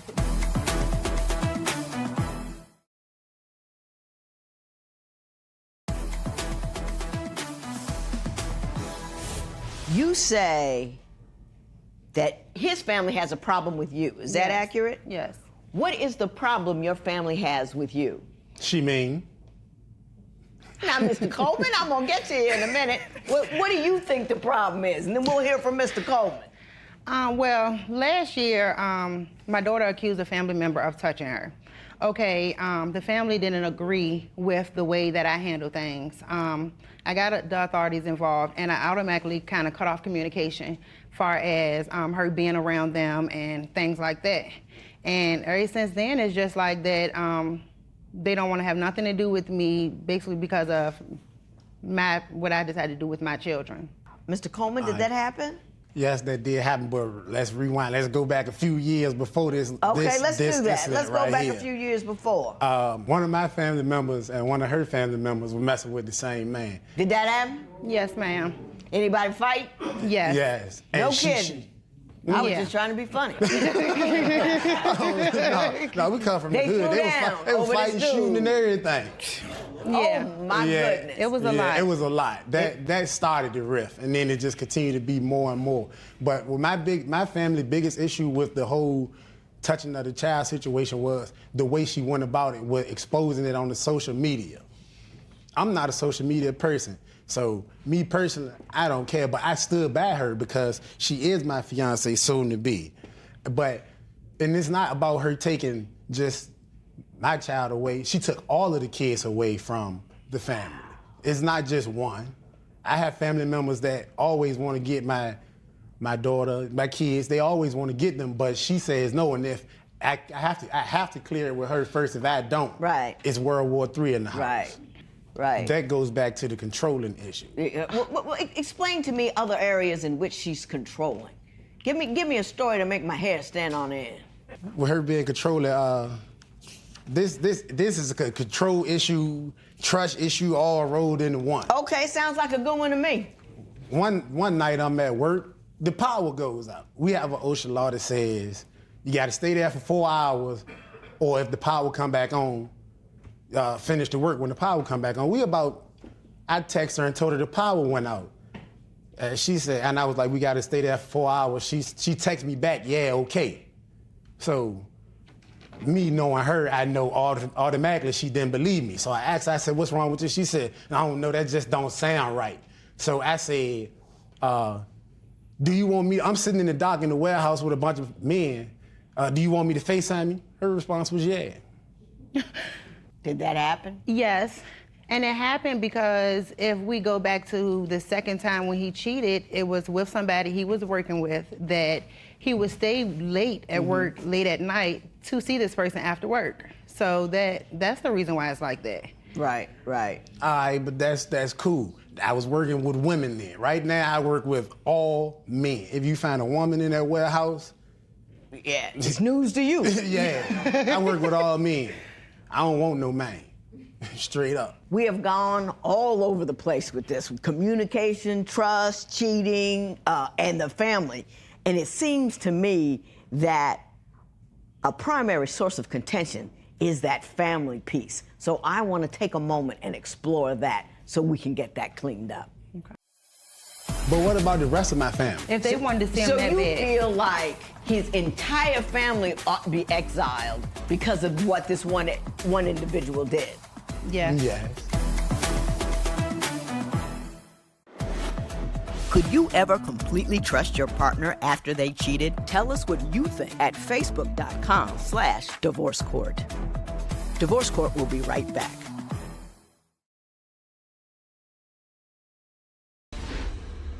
Mr. Coleman, tell me, I understand that your families just don't get along. Tell me some incidents that would allow me to see the broader picture with respect to those issues. It's hard for them to get along, and I just don't want to be in the middle of it. I try to stay neutral in the situation.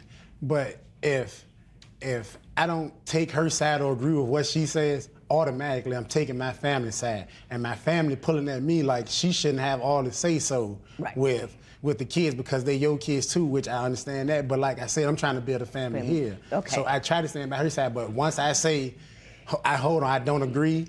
Give me a for instance. Tell me one time when she's done that. For instance, the other day, my mom was riding around. She wanted to come over and see the kids. She didn't feel like being bothered, so she said nobody could come over to the house that day. Do you recall that incident, Mrs. Jones? Yes. But tell me what occurred and why you got upset. Basically because I don't like people to just pop up or just call me and say, I'm on my way to your house, or to even just knock on the door, because we might not be ready, and just this day, I didn't want to see anybody. I didn't care if it was for the kids or if it was for him or even me. I just didn't want to see anybody. So if I said, no, today's not a good day, then today's not a good day. That's a controlling issue right there. Because but I mean, wait a minute. Different families do different ways. There are pop-up families who just pop over, and like at my house, you can't do that. No, I don't. You can't just drop by. You can't say you on the way, because I won't answer the door, because this is my house. That's how I am. Do you know what I'm saying? That's cool. how I am. But it's my house too. So? I understand that, but if they're dealing with you. But if they're asking, you know what I mean? She don't like them. They don't want to see her. They want to see me and the kids. They don't like her. She don't like them. So what makes you think I want them to be at my house if they don't like me? You stay in the room like you always do. It's my house. It's my house too. I mean, it's our house, but still. Exactly. Why do you think they don't like you? Because I have a strong personality and I stand by what I say, and I don't care how they feel or if it's going to hurt them or if they have anything or if they have anything to say. Give me an example of one time you had to straighten out his family that you think may have led them to the opinion you're too strong. Them not seeing my children. They want to see them. I don't have a problem with them seeing the kids. I just don't want the kids to go out of my eyesight with them. Mm-hmm. Can you understand that? No. Given the issue that occurred? We set it in stone. This person not allowed to be around them. Right. And it had been long enough where they should feel that we serious about this, because I stand beside her on that. Mm-hmm. This person is not allowed, but what about the rest of my family? If they wanted to see him that bad. So you feel like his entire family ought to be exiled because of what this one individual did? Yes. Yes. Is there a reason they can't see the rest of his family? If they wanted to see him that bad, they would have took time out to see him. Before this incident, they seen him once in a while. They act like they was coming to see my kids or asking to see our kids every week or every weekend. It'll be months that go past before they ask to see them, and they only ask to see them when another child of the family is around them, to the point that they need my kids to play with. So this is a before your vows. Just bringing you back to that. So I'm going to ask Mr. Coleman, really, the only question that really matters at this juncture If it gets down to the get down, and she feels one way, and your family feels another way, are you going to stand by her side or side with your family? I'll give you a moment to think about it. How would you react if your partner requested a threesome? Share your opinion on Twitter and Instagram at Divorce Court. Divorce Court will be right back.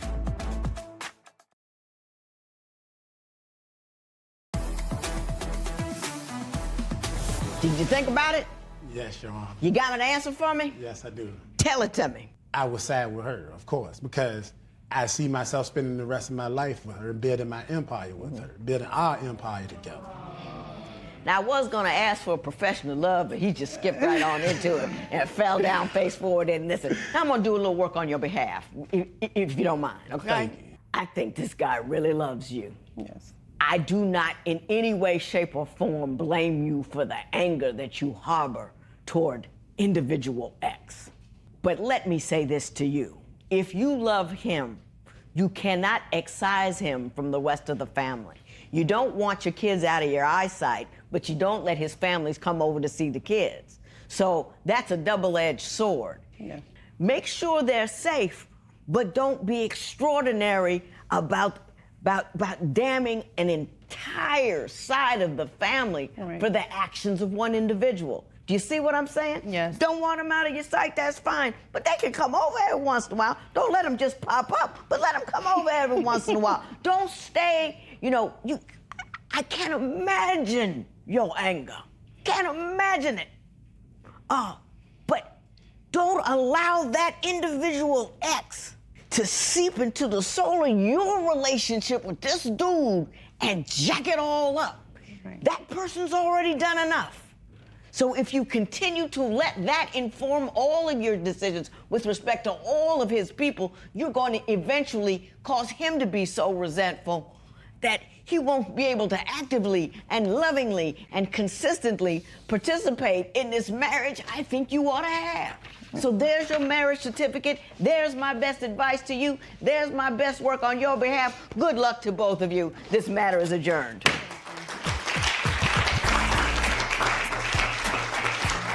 Today, listening to what the judge had to say, I do feel like that he'll stand by me and that our relationship, it will change, it'll get better.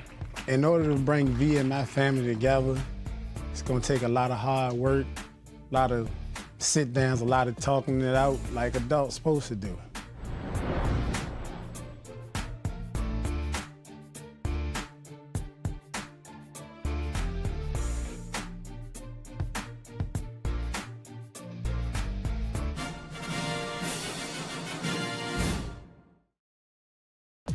Today on Divorce Court. I'm getting referred to as the side chick. I'm in love with Aaliyah. I come home to her every day. She should understand that there's no other woman that's gonna stand in my way between me and her. He's been telling me he's gonna file for the divorce for 3 years now. Marriage is overrated. As much as I wanna say he's mine, he's really not mine because he still belongs to someone else because he's still legally married to this woman. I've been married for 8 years. I'm not ready to hop on that saddle again. I wanna be with him, but I'm not gonna settle. Me and Aaliyah are soulmates. We should be together. I want him to prove to not just me, but everybody else, that's not who I would choose. I choose you. Divorce Court is now in session. This is a dissolution of cohabitation. You two have been living together for 2 years and you have one child together. You do not want to be together anymore. Mr. Jones, you want $750 from Ms. Mole as you separate, and we will talk about that momentarily. But before we do, Ms. Mole, I'm going to start with you. How did we get here today? Well, today I'm here because I got tricked into being with Mr. Jones. When I first met him 3 years ago, he told me he was still with his wife legally, but he's in the process of getting a divorce. We worked together at the time, and our HR services, they help us with getting a lawyer and everything. So he was just saying, the HR is helping me get a lawyer, and I'm going to get a divorce. They're going to walk me through everything. They've been separated before I came along, for 2 years, living out of the house. So it was just a matter of paperwork. Right. So we started dating, everything was fine, everything was cool. A year later, we moved in together. Once we moved in together and everything, I'm like, okay, it's a year later. I know divorces take time. I don't know. I never was married, but I know, maybe it took time. So I said, hey, babe, what's going on with divorce? Now it's so many excuses on why he won't get a divorce. It's the money issue. It costs this much. It costs that much. We could be putting this money towards our bills. And then it was, I don't see the urgency. It's just a piece of paper. It's just so many excuses on why he won't get a divorce. In the meantime, in between time, you two had a child together. No, we just had our child. My son is 5 months. We just had him. We just had him. Yes. So, Mr. Jones, why don't you tell me why you're living with and have a baby with Ms. Mole, yet still unable to divorce your first wife? Well, Your Honor, I know Mrs. Mole for going on 2 years. We've been dating, and we moved in together. And it's not like she didn't know the situation. Right. She knew beforehand when we was friends. I let her know beforehand, listen, I'm married, but I'm separated. I am planning on getting a divorce. What's the hold up? At first, she got to understand, this is my children's mother. Right. All right. This is your children's mother too. It is, but she has an illness. You know what I mean? She had diabetes. Then it moved into her getting dialysis, and Is she on your insurance? I know. This is the thing. I had insurance with the job that I was at, and I told her, listen, I'm not going to move in with a divorce because if I divorce you, I can't put you on my insurance if something happens. Right. So if something happened to her, it's so easy for me to go, well, switch it over and put her on it because legally I'm still married to her. Right. And I'm trying to, explain to her, like, listen, this is still my children's mother. Like, listen, I got to make sure she's good for my kids to come up because if she's not good, the kids are not good. I have girls. They need a mother. I can't raise the girls. I can raise them. I can raise them, but I can't put that woman in them that they need. Do you have an active relationship with your daughters? Yes, I do. Does he? He does. Okay. But can I just say this, John? Yeah. He's saying that, it was for the insurance and everything. Now, mind you, I'm still at the job that we was working at. He left 2 years ago. He left the job. So it's not because of the insurance anymore. Insurance. He doesn't, it's not because of the insurance anymore. Now he doesn't have the insurance on her. And he's saying, he needs to make sure she's good. Why won't she be good because you're divorced? He's saying he's catering to her feelings. This is an issue that we have. He's catering to the way. What do you mean he's catering to her feelings? He's scared because, she's sick. She ill and she's sick and this and that and because she's sick, I can't divorce her. It's going to break her heart. You're breaking my heart by still being married to this woman. Well, let me ask you this, Mr. Jones. I'm right with you. If your wife isn't okay, your kids ain't okay. I get that part. But does your wife know that you're living with Ms. Mole and have a baby with Ms. Mole and moved on? She didn't move on. And, she makes life a little bit difficult for me. So she knows about Ms. Mole and the new baby, she knows but everything. she doesn't accept it. Exactly. She's still trying to get back with you. Exactly. And he won't put her in her place for trying to do those things. Hang on, Mr. Jones. At some point, don't you have to stand by the decisions that you've made? I have to stand by every decision I make. And I do. But it's not like I'm a secretive person. It's not like I'm running around here telling her one thing and I'm telling her another. I put my, what are we going to call it? Estranged wife or Estranged. Separated? Yeah, estranged wife. I put her in her place all the time. What? Maybe not the way she wants me to. She wants blood drawn. Right. This is still my children's mother. I can't be out here disrespecting. But you're not with her anymore. I'm not with her. And if you're afraid of hurting her feelings, when you moved in with her and had a baby with her, all the feelings already got hurt. It's just a matter of paperwork now. I'm not afraid of hurting her feelings. I'm not afraid, because I keep it 100. So why don't you want to finalize the divorce? I do. Now, listen, we're to a place where, it's just us. And I do want to, but right now it's financial. Divorces are as expensive as you make them. In other words, filing the paperwork don't cost much. Oh. You know what I'm saying? Now, if everybody lawyers up and there are a lot of houses and stuff, then that becomes expensive. But initially, all it is a filing fee and a service fee, which ain't that much. See, I'm going by, when I'm reading little stuff and I'm listening to other people. See, anybody who's serious about taking any legal action goes and sees a lawyer. Exactly. See, he's not serious about it. I know why you're upset, because he's not serious. If you wanted to get a divorce, you would have talked to a lawyer by now to find out how much it costs. And just like he said, he put her in her place. He does not put this woman in her place.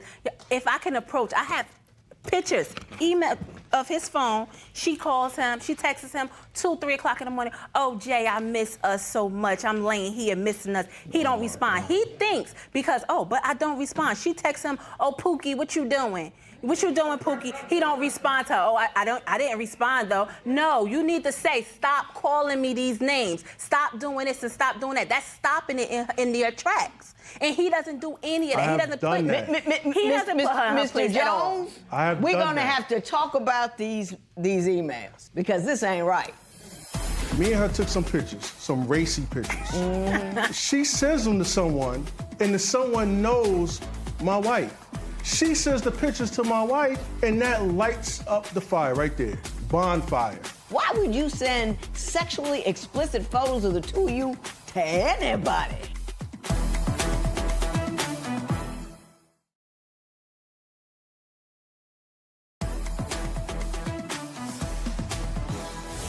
She's still very attached to you, your estranged wife, correct? Correct. And you haven't really done anything to disabuse her, have you? I mean, because all of these texts go unanswered, and she's talking about you're living out your dream with another woman, I still love you, all of that is happening, and your response is silence. How is that not disrespectful to Ms. Mole? Disrespect? The amount of disrespect that she gives is not... And we're going to talk about that in a minute. But why don't you tell me why you are not more clear with your ex about your intentions? And that's the thing. I'm clear. I can't be any clearer. I can't stop someone from doing things that I have no control over. You know, she sends these texts. She has my number. She has to have my number. Right. I have no choice in the matter about that. This woman, she loves me. I give her that, but I don't love her the way she wants me to love her. You understand? Right. She's my children. I'm going to keep stressing that. I get it. I get that. Oh, I get that. You don't have to say it. The first time, that's all I need. Ms. Mole, are there any other things that you think that he does or allows that you believe is disrespectful towards your relationship with him? Yes, the text message, he doesn't stop. He's saying he doesn't have time. He can't control her, and he can't stop it. I feel like he is the control of the situation. What he says goes. How? I feel like if he says one time, listen, you need to stop, you need to respect. She goes as far as even texting the children. That roly-poly fat is not your mother. How? I'm your mother. How am I Why supposed to stop don't you stop it? How? Why don't But Ms. Mole, let me say this to you. You cannot control another person's conduct. If someone is bent on interfering in your relationship, the only person who can stop them interfering is the two of you. And that means don't let her come between you, no matter what she does to you. Are you with me on that one? Yeah. He can't stop her. I need you to tell me about her temper and her anger that you say is driving you away in the face of these complications. Well, first of all, Your Honor, let's get back to disrespect. She lit the fuel. She threw the fuel on the fire. What'd she do? Me and her took some pictures, some racy pictures. Some pictures that, you know, adults do sometimes, you know. Right. She sends them to someone, and the someone knows my wife. She sends the pictures to my wife, and that lights up the fire right there. Bonfire. Forest fire. Why would you send racy? I don't even care if this person knows the wife or not. Why would you send sexually explicit photos of the two of you to anybody? You know what? It wasn't anything of me. You can't see anything. It was just him. And he's just this is even worse. He's telling you this story, but he's not telling you the whole story. When we first started dating, he had a girlfriend that he refused to tell me about. No, she knew about it. Once I found out about this woman, she texts me and said, oh, he says you're a woman, you're a female from work. So I sent her the picture. I said, does that look like I'm just a female from work? She goes back and texts the wife and says, oh, whatever she says. And then this is the thing. He comes home and he's chewing my head up about it. Why would you send this picture? And then he calls the wife. He says, Why would you do that? Why would you send the picture? I just got my head chewed off. I lit the fire. I should have never sent it. She's the root of the problem. But I should have never sent the picture. But this He goes was back nicer to to her him. than He you was were. bashing me, and then she's the one, and she's not just showing it to him. She's the one going around. Now she's lying, going around telling everybody that got an ear. Oh, he was doing this to me when we were still married, when we were still together. To this day, this was 2 years ago. To this day, she's still sending a picture telling the people about, this picture and saying it was her. She's saying it was her. He did this on her. I got you. I got it. But she knows how she is. Stop it. Now I want to turn to the issue of her temper and her rage, and you will address that. I'm getting out the car. There's a female behind us. And all of a sudden, boom, she jumps out the car. What you say? Oh, this in her face. Like, come on, dude. Come on. Like, we don't need Can you this. explain your behavior?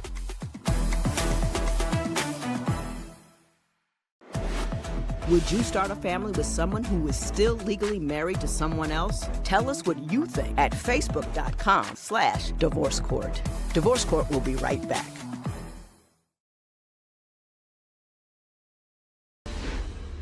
You say she gets grossly out of pocket when she's angry. Could you give me some examples of what she does? She gets angry, loud, a dash of ratchet, all that. Well, tell me about the dash of ratchet. Say we pull up to the chicken shack. That's You know what I mean? We pull up to the chicken shack. Right after work, we hungry. You at Let's the go get chicken some shack. chicken. I'm getting out the car. There's a female behind us, 2 of them in a car.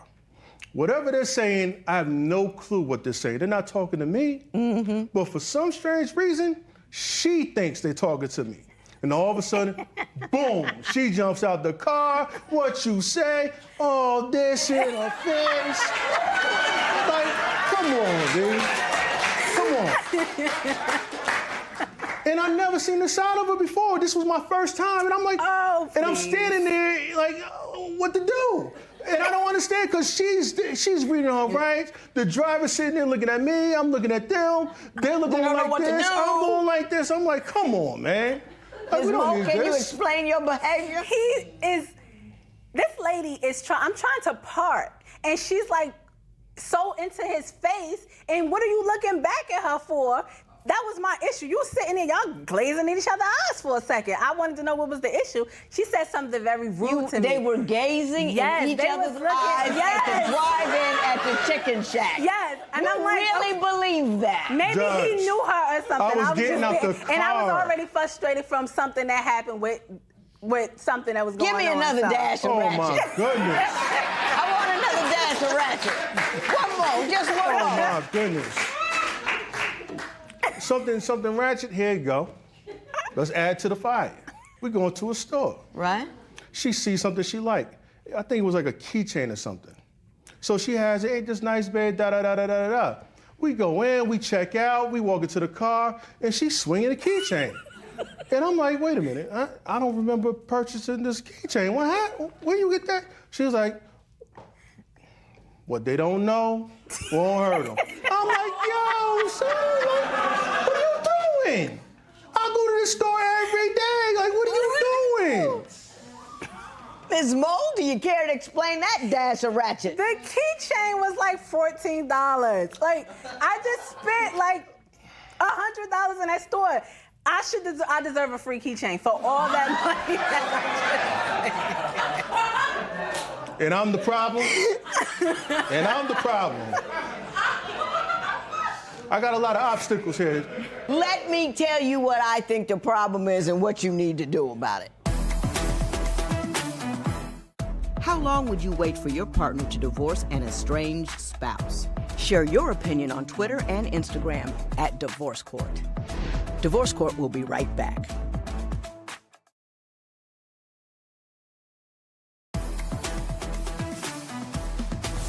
Ms. Mole, let me tell you the problem that we women have.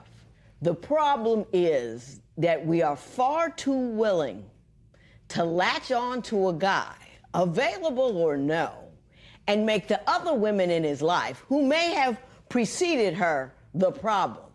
And any woman out there that might get anywhere near him are a problem.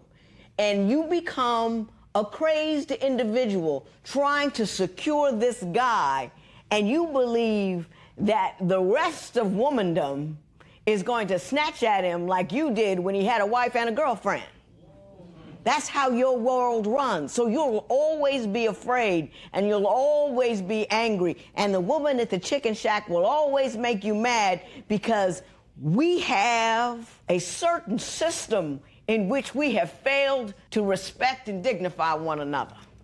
We have found male companionship so compelling and so demanding and maybe so rare, I don't know, that we will do any undignified thing to be with one. And that's our fault.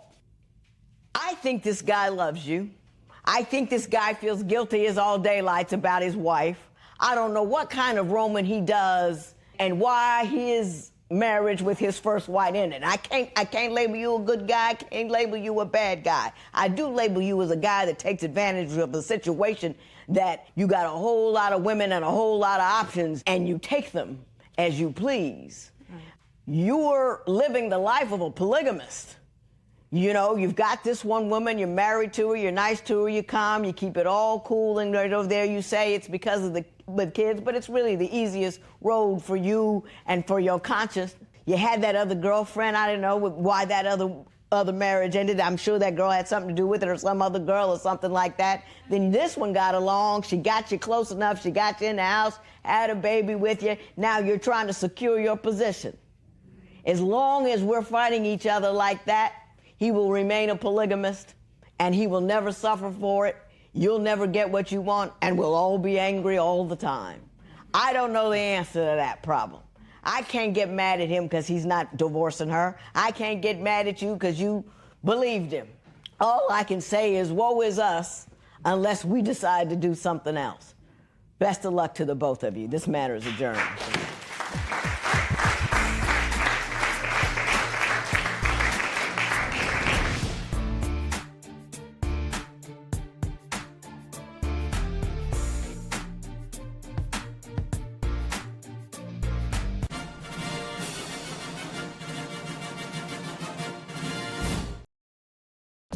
Today on Divorce Court.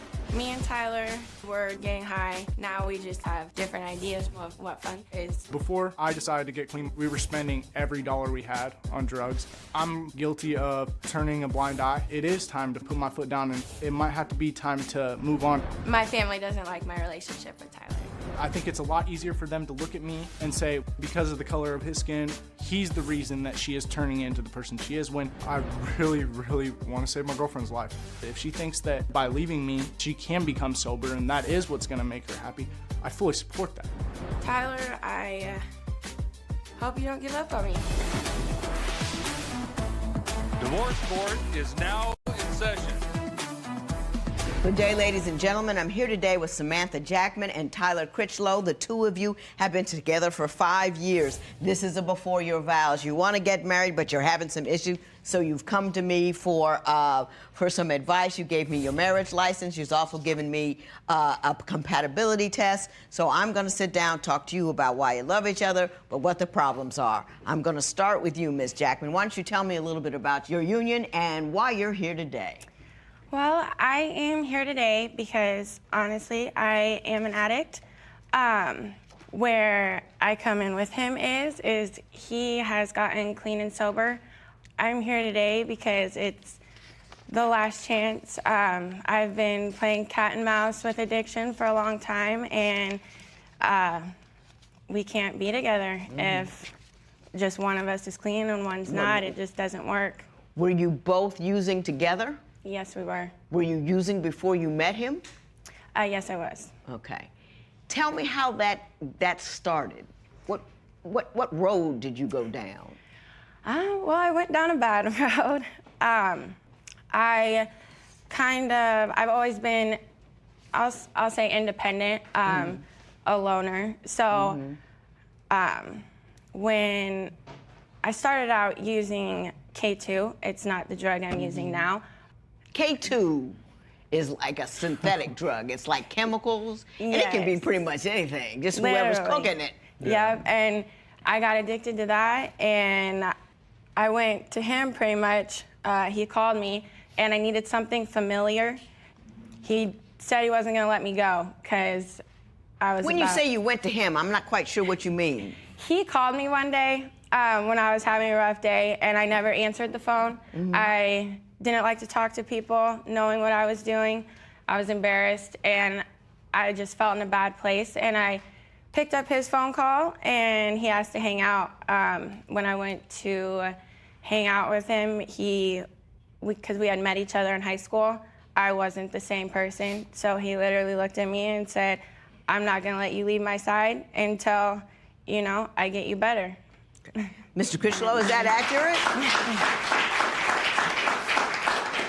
Is that what happened? Yes, Judge, except for the fact that she left out. I started using with her.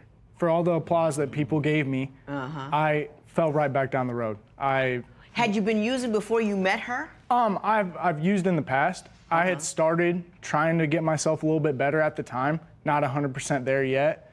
But with her, I kind of let myself fall in an excuse, and that kind of started our road down to why we're here now. I got you. So tell me about the trajectory of your relationship. Tyler's an amazing person. One of his flaws, I think, through being literally with him every single day for 5 years, except when we had to be apart, it gets me angry when he puts other people's feelings before his own. But in the long run, I think that's what I love most about him. He's very caring. On the negative side, no matter what I need, anything, he'll get it for me. So like, when I would be sick, he'd come to my saving grace pretty much. But were you concerned about getting involved with somebody who had the same weakness as you did? But was she so pretty? You just For the most care. part, Judge, yeah, she's beautiful. I thought I had a handle on it. I thought I could, lack of a better term, control my own destiny, and it didn't matter who I was with or what I was doing.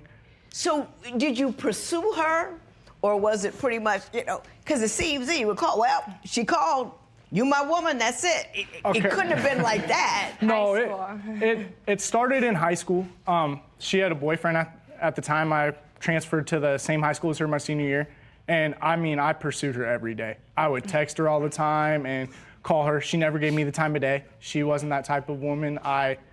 I kind of was in the badder kid in high school, I suggest. And she was kind of like the goody two-shoes, didn't do anything wrong, stayed in school. And it wasn't until that summer that I finally was like, I'm gonna try and call her again and see what's up, that I realized she came and met up with me, and I realized the path she was going down. I saw this beautiful girl that I saw in high school pretty much in the same level as me. And I didn't agree with it, and I thought in my head, I put it as I can save her. I can show her that that life's not for you, and in doing that, I kind of got wrapped up in my own issues. Ms. Jackman, do you think you pulled him back into an addiction? I don't want it as a guilt thing, but are you concerned that your using enticed him to do that? honestly, yes, because at the time, since I wasn't that close with him, he actually went to dump all the K2 out of the bag, and I started bawling. I told him not to do it, and he was like, I said, I don't care if you do it with me, but I'm gonna, but leave me alone. do Don't it. take Yeah, my drugs. I'm gonna do it either way. So he was right. He had quit doing it, but he's pretty much said, screw it. Okay. So during the course of this relationship, you became a bit of a Bonnie and Clyde, and at one point managed to steal $23,000 from a bank. So I have got to know how you two managed that. We were at the bank, and I just found out, we were in the car, we were getting ready to leave. An armored car just so happened to back out before us to leave, and their back door was open. And what transpired after that?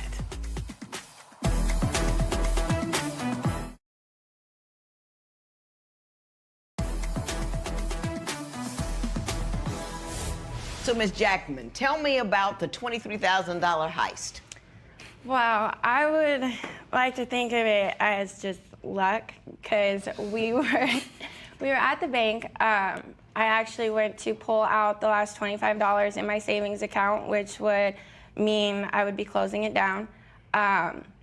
So I went and did that because a bag K2 was exactly $25. And we were at the bank, and I just done that. You know, we were in the car, we were getting ready to leave. An armored car just so happened to back out before us to leave, and their back door was open. So Tyler, being the opportunist he is, he said that he's going to jump out of the car and jump in theirs. And I said, if you do that, then you're not getting back in mine. So he's like, you know, you're right. And literally just after he said that, I looked over and there was a brick in the street. And I saw the armored car there at a stop sign, and they went slowly pull forward, and it leaves the view of this brick. So I asked him, what is that? And I drive up to it, and we look out the door, and it's a big brick of money. And so we look, you know, we picked it up and took off.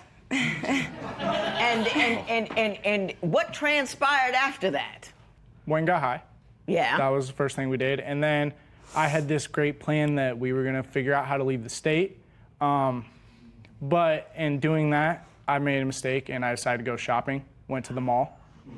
Spent quite a bit of money, I bought a watch and some things like that. That's an arrest me flag, you know what I mean? Yeah, You just exactly. say, oh! I went in there with all 20s, like $3,000. So they kind of knew right away. And we had, lack of a better term, we had somebody who worked at the bank who knew who I was, knew who she was, said that they saw us. We were never going to get away with it. They just kind of let us have our fun with it for a second, and then decided to just take us to jail. And you both did jail time for it, correct? What was the ironic part? You have to tell me that. The ironic part. If you had only turned it in, what did you find out would have happened to you? It is called a finder's keeper's fee, and if we would have turned it in, we would have got 10%. So we would have got back exactly, or we would have got to keep exactly what we spent. 23,000 sound a lot nicer than 2,300. We did not know the law. We did not know about this. Otherwise, we probably would have went that Free money ain't ever free. You know what I'm saying? There's no such thing as a free lunch. I mean, and I know you were addicts at the time, and to discuss logic is silly on my part because you're not thinking logically. You're thinking with I gotta, and you have an opportunity. The craziest thing was she sat in jail longer than me because she refused to testify against me. They told her she could walk out that day if she just said, you know, black man made me do it. So they told her, you know, if you don't want to testify, you can sit in here. And I actually bonded out while she was still in jail. She did 2 months for me, 60 days in jail for me. I've been in love before, but I'd be singing like a canary. I ain't gonna lie, because it was his idea. I ain't suffering for your stupidity, especially when I tell you not to do it, but that's just me. Okay. That having said, I want to move forward. This is not only is this a story about drugs and money, this is a story about sex as well, because at some point you cheated on him and there was a revenge cheat involved. So I'm going to go there next and figure out where we go from there. I called her back and she gave me the phone number for the guy she was seeing, and I called him. I kind of just told him, like, you realize, like, as soon as I get out of jail, like, she's gonna be back with me. I mean, you've only known her for 2 weeks. So when you got out, did she immediately come back to you?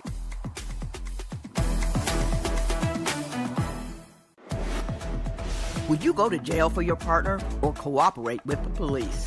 Tell us what you think at facebook.com/Divorce Court. Divorce Court will be right back.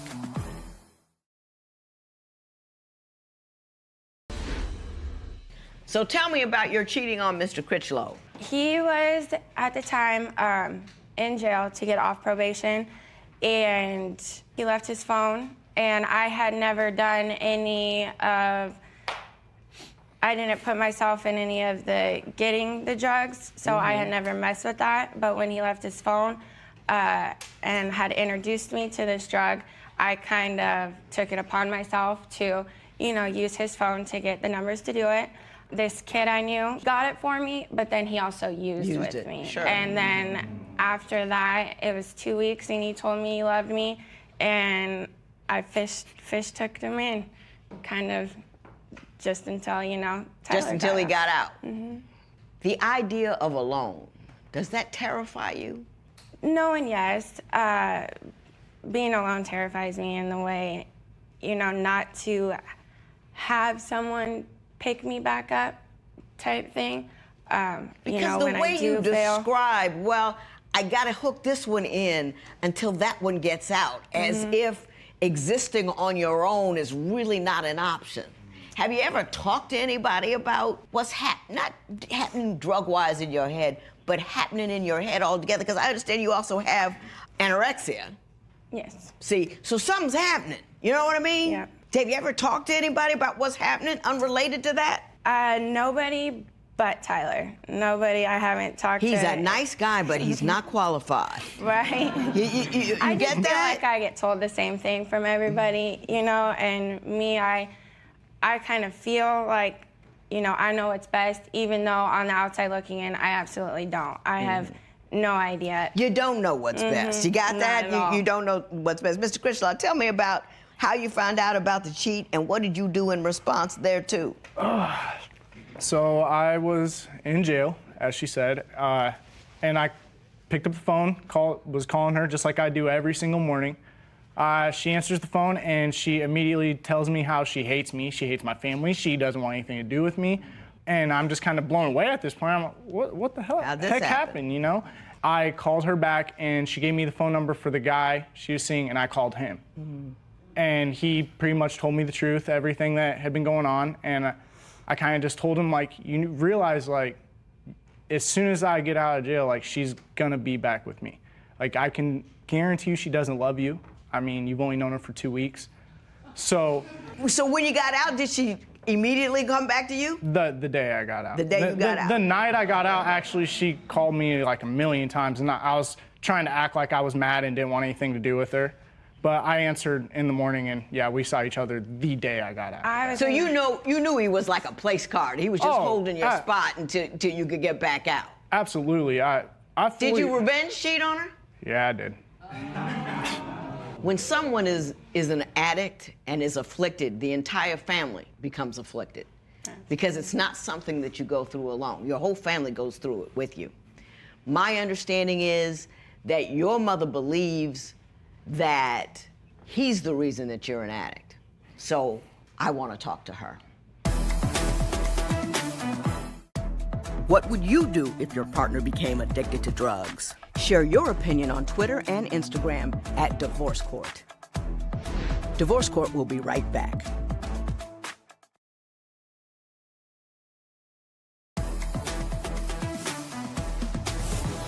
So we're here talking to the two of you about your addiction, and as I said, all the family becomes afflicted, and your mother is here, and she does have something she would like to say. So I'm going to bring Ms. Deborah Jackman out. Ms. Jackman, how are you? Fine, thank you. Thank you so much for joining us. I know it's not a proceeding one would enjoy as a parent. No, it's not. However, given the epidemic in this country, you are far from alone, and I hope you understand that. What do you think Mr. Critchlow's role is in your daughter's affliction? It just seems as though since they met, that's when Samantha has gotten worse and worse. I mean, before they met, she was going to college, she had a job, she had a car, her life was going in a good direction. And it just seems very coincidental to me that when Tyler started coming around, she lost her job, her car, or she dropped out of college. It's my understanding that she was using before she met Tyler. Were you aware of that? No. Well, to an extent, but nothing like what's transpired since. Is there a possibility that she was further down the road than you believe and he just joined her? I'm beginning to realize that may be the case.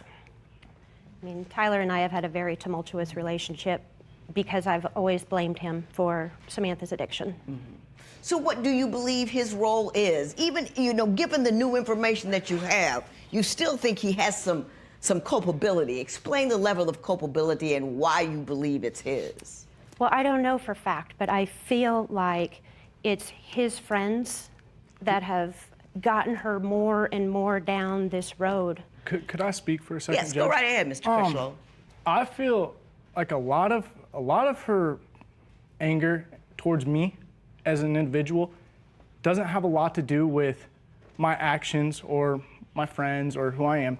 I think a lot of it has to do with the fact that the culture I live in, the color of my skin, the color of my friend's skin. What culture do you live in? Being black in Iowa.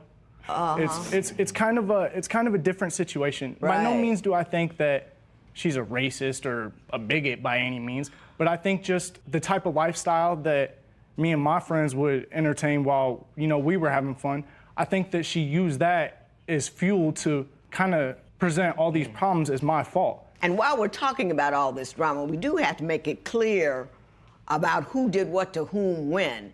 And it is my understanding, Mr. Critchlow, you did introduce her to the harder stuff. You introduced her to heroin. Yes, I did. We are going to adjourn this matter and reconvene. This matter's adjourned. Let's say he had a little mix-up, went to jail for 6 months. You find you another dude till he got out?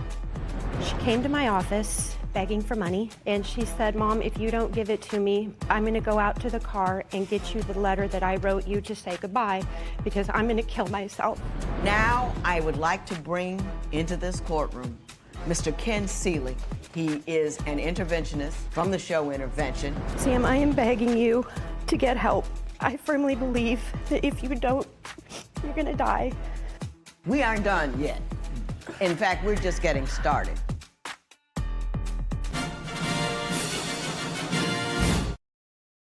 Previously on Divorce Court. I've been playing cat and mouse with addiction for a long time, and we can't be together. If just one of us is clean and one's not, it just doesn't work. Tyler and I have had a very tumultuous relationship because I've always blamed him for Samantha's addiction. I feel like a lot of anger towards me has to do with the fact that the culture I live in, the color of my skin, the color of my friend's skin. And it is my understanding, Mr. Critchlow, you introduced her to heroin. Yes, I did. Divorce Court is now in session. Good day, ladies and gentlemen. I'm reconvening the matter of Samantha Jackman and Tyler Critchlow. You are here on or before your vows because y'all in love, want to get married, but we got a few little problems and bumps along the way. Mrs. Jackman is here, Samantha's mother, and you've admitted to an addiction.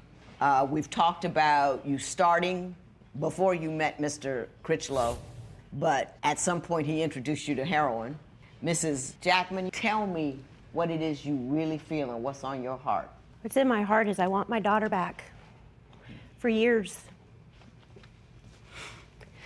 she hasn't been my daughter anymore.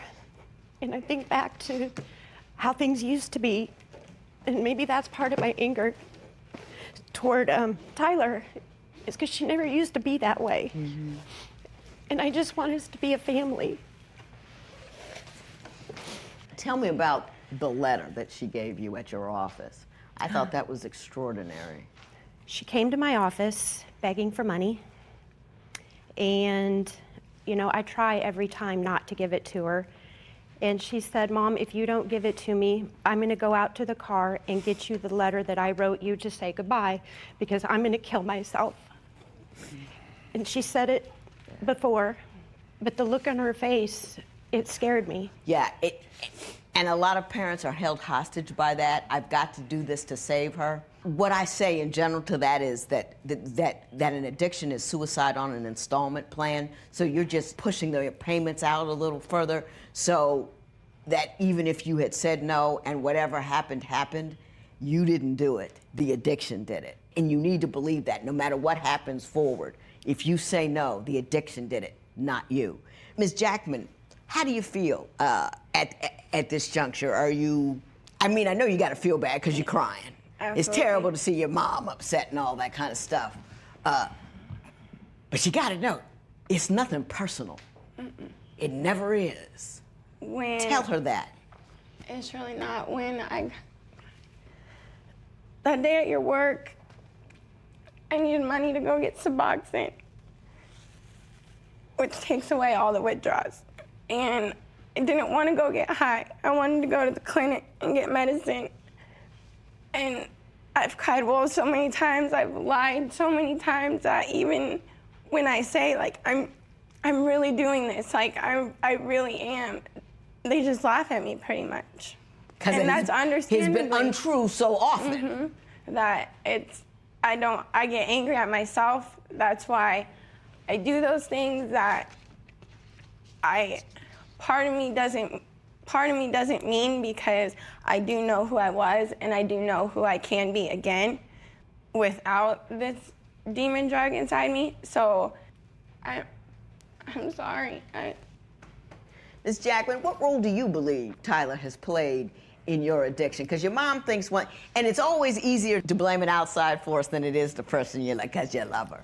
You know what I kind of say? But what, and be honest about it, because he does contribute in some way. What do you believe is the role he played in your addiction? A lifesaver. I do get that, the enabling part, especially since he has gotten clean since then. He has enabled me by giving me money, but he has saved my life more than one time. He's given me CPR till the ambulance got there. He's, like, at the beginning when I hadn't eaten for the 9 days and he didn't let me leave his side. He does understand that I like to use drugs to suppress my appetite.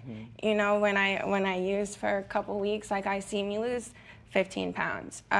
He's there to, I don't know the word. He allows you to maintain yourself while you're in your addiction. Correct. He allows you to continue to survive within the way you are right now, without addressing it, without dealing with. He allows you to survive. Mr. Critchlow, what responsibility do you think you have in the context of her addiction? I think, first and foremost, like you said, I introduced her to it. It was something that, at the time, I thought I had a great handle on. I thought I was, I can never be beaten by drugs. It was just something fun to do. Yeah, it was just something fun to do at the time, and I think it didn't really hit me that there was a huge problem and the role I was playing until she did overdose and about died. And I did have to sit there and do CPR on her. And then when it was all said and done, I used after that. And it was terrifying to know that something could control me to the point to where I almost lost the woman I truly do believe is my soulmate and the love of my life. And when it was all said and done, I still let that drug take a hold. Right. And that, I think, just my point of view is I don't feel as if I've done enough to show her the type of life that she can live. I feel like one thing I tell myself every day is I need to tell her she's beautiful.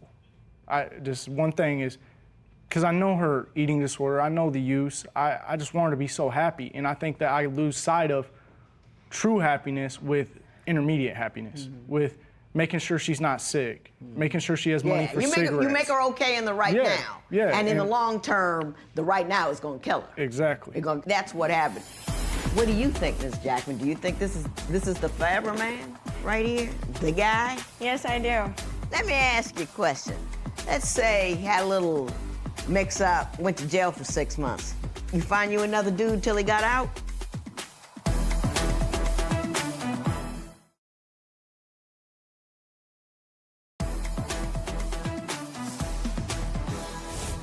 Let's talk about that relationship. Would you like it to end? I think it would be healthy for them to get better alone and then see what it's like, because Tyler never had the pleasure of knowing her before addiction. I went to high school with the judge. He has no idea what her life was like before. Her dance, her friends, so her family. What do you think her life looks like without him going forward? Do you think that's going to solve the problem? I pray. I don't know. I mean, she's been in treatment before and it didn't work. I do know how she feels about Tyler, and after all these years, it's real. Do you think he has any positive role he could play since he is now clean? If that is the case, and if it stays that way, then yes. What do you think, Ms. Jackman? Do you think this is the forever man right here, the guy? Yes, I do. I understand where my mom is coming from. We've talked about it a lot. I understand completely. When I got out of treatment, I did, it didn't work. But if you recall, we weren't together when I got out of treatment. I was living with you, and we were not together. I had broke that off because I thought that that's exactly. Let me ask you a question. Happened. Let's say he had a little mix-up, went to jail for 6 months. You find you another dude till he got out? No. Honestly speaking, if I was clean, then absolutely not. But if you're using? If I was using, I feel if he went to jail for 6 months, then I would find another man that was using that could. Did you hear that, Mom? Yep. I want you to hear that. I'm speechless. And that's very, very true about her. When he went in and she was out, she got somebody else to do his job for him, which is to maintain her in her addiction. She's using you for that too, but it ain't him. I'm not gonna leave this here the way it is. We have people here that are gonna help you because I think you're good people. I think that, whether or not you should get married, which was the questions that you were gonna ask me, is not relevant at this juncture. The help is relevant, and we're gonna do something to help. A few years ago, you became a different person, and you hurt your family beyond words. Sam, I am begging you to get help. I firmly believe that if you don't, you're gonna die. Your whole family loves you, and we want you back the way you were before drugs took over your life.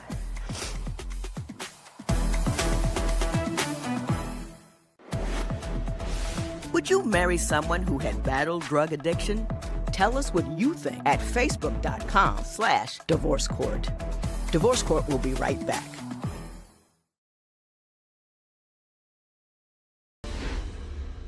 I want to thank you all for being so honest and so forthcoming in such a difficult situation. I want to thank you, Mrs. Jackman, because it's a hard road that you're on as well. I mean, you feel all the lumps and bumps with you. I hope it's opened your eyes a little bit about who's responsible for what and how this thing works out, because in order to be supportive of her, you have to be clear on who's doing what to whom and how. Okay, you with me? Yeah. Please have a seat.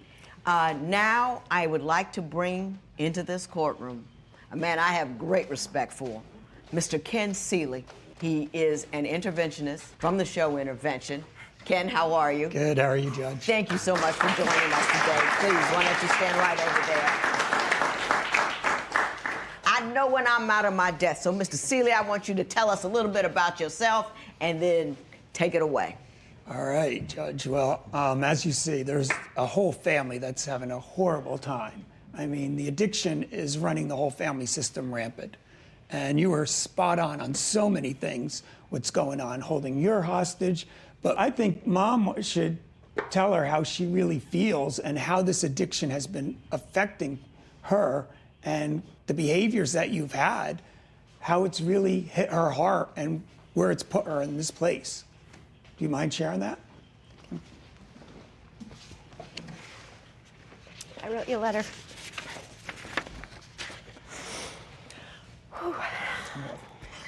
Dear Samantha, I have so many things I want to tell you, but first and foremost is that I love you with all my heart.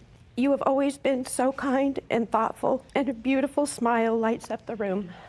But then things changed. A few years ago, you became a different person. You seemed to stop caring about the people who love you the most. The drugs took over your life, and you hurt your family beyond words. Visiting you in jail broke my heart. Seeing you handcuffed in my living room was awful. But maybe the hardest is my loss of trust in you. I don't believe what you say to me, and all the money you have stolen has been a huge financial burden. Sam, I am begging you to get help. I firmly believe that if you don't, You're gonna die. Your whole family loves you, and we want you back the way you were before drugs took over your life. Please accept the help offered today so we can have our Samantha back. I love you. Now, we aren't done yet. In fact, we're just getting started. We have some other people we want to introduce you to as well, and to you, to see if we can get this thing on track. Which drug addict behavior could you not forgive a partner for? Share your opinion on Twitter and Instagram at Divorce Court. Divorce Court will be right back.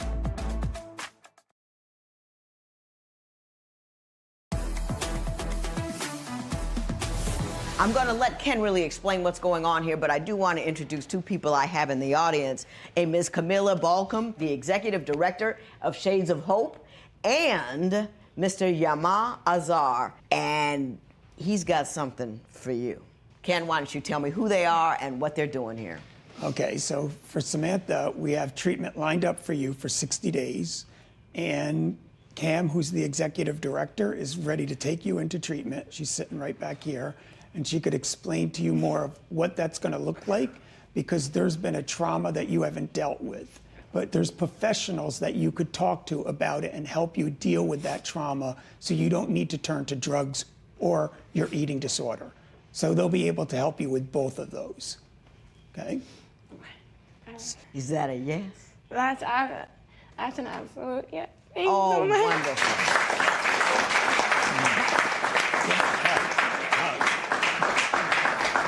Now, while they're hugging, you tell Mr. Critchlow why Mr. Azar is here. Well, Dr. Azar is here. He's taking you to Laguna Beach if you choose to get help. And Laguna Beach has a 60-day treatment facility for you because you're going to need to know how to speak the same language. And I think that you may not be using hard drugs. Are you using anything right now? I smoke marijuana. Yeah, see, you're not going to be able to do that when she comes back. So you're going to need the tools necessary to deal with what your addiction was and where that started from. And so Dr. Azar could help you with that. And Dr. Azar is sitting right back there next to Ms. Balcom. So what say you, Mr. Critchlow? I'll do it for you. So that's a? Yes, I'll go. There you go. You both have to be completely healthy in order for this thing to work. So I am going to ask you to just join the people that are going to take you and turn your life around and go forth. But I want to tell the mom. Oh, she please, has go right something ahead. else. I think if you don't mind coming up here, because we all know enabling with this disease is the #1 killer. Right. The mom, the families, they don't know how to say no. Like when you said she's being held hostage by the disease, saying, I'm going to kill myself. Mm-hmm. You know, mom can't live that way anymore. And so moving forward, I'm going to work with your mom and your dad and hopefully your sister. And I'm going to work with them to set forth on how to only support your recovery and say no more to your disease. So, Mom, you want to tell her how you're going to put an end to that starting today? Starting today, no more support, financially or otherwise, unless you're sober. And then I will do what I can to help you. But the days of breaking into my home, into my desk at work, and taking things, I can't do it anymore. And I won't do it anymore. And if you promise to do this and stay and complete the program and try when you get home, I will be there for you every step of the way. And Tyler as well. And if she tries to leave treatment early, or if she picks up a drink or a drug when she gets out, what are you prepared to do? Call the police. And For we'll what? drug court.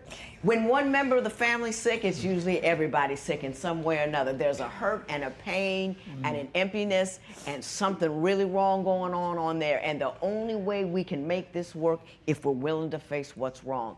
Thank you so much. Thank you, Ken Seeley and Yama Azar. And Excuse me, Judge. Before we go, could I talk to her for just 1 second? Go ahead. Thank you. I love you. And it's going to be amazing. And I'll do anything to be with you and prove that to you.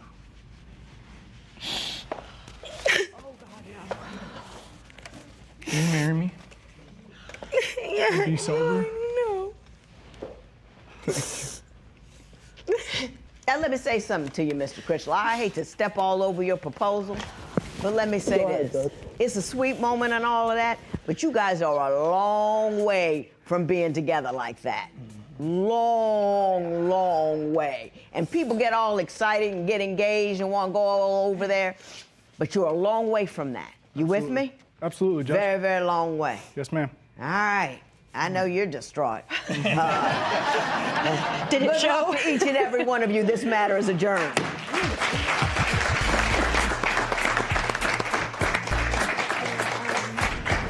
I wanted to bring you Samantha and Tyler's story because heroin addiction has become epidemic in this country. And when there is an addict in the family, that entire family is afflicted. So not only did Samantha need help, but Tyler needed help. And her mother needed help. That's why I brought so many people on board. We wish them luck, we will keep an eye on them, and we'll let you know how things go.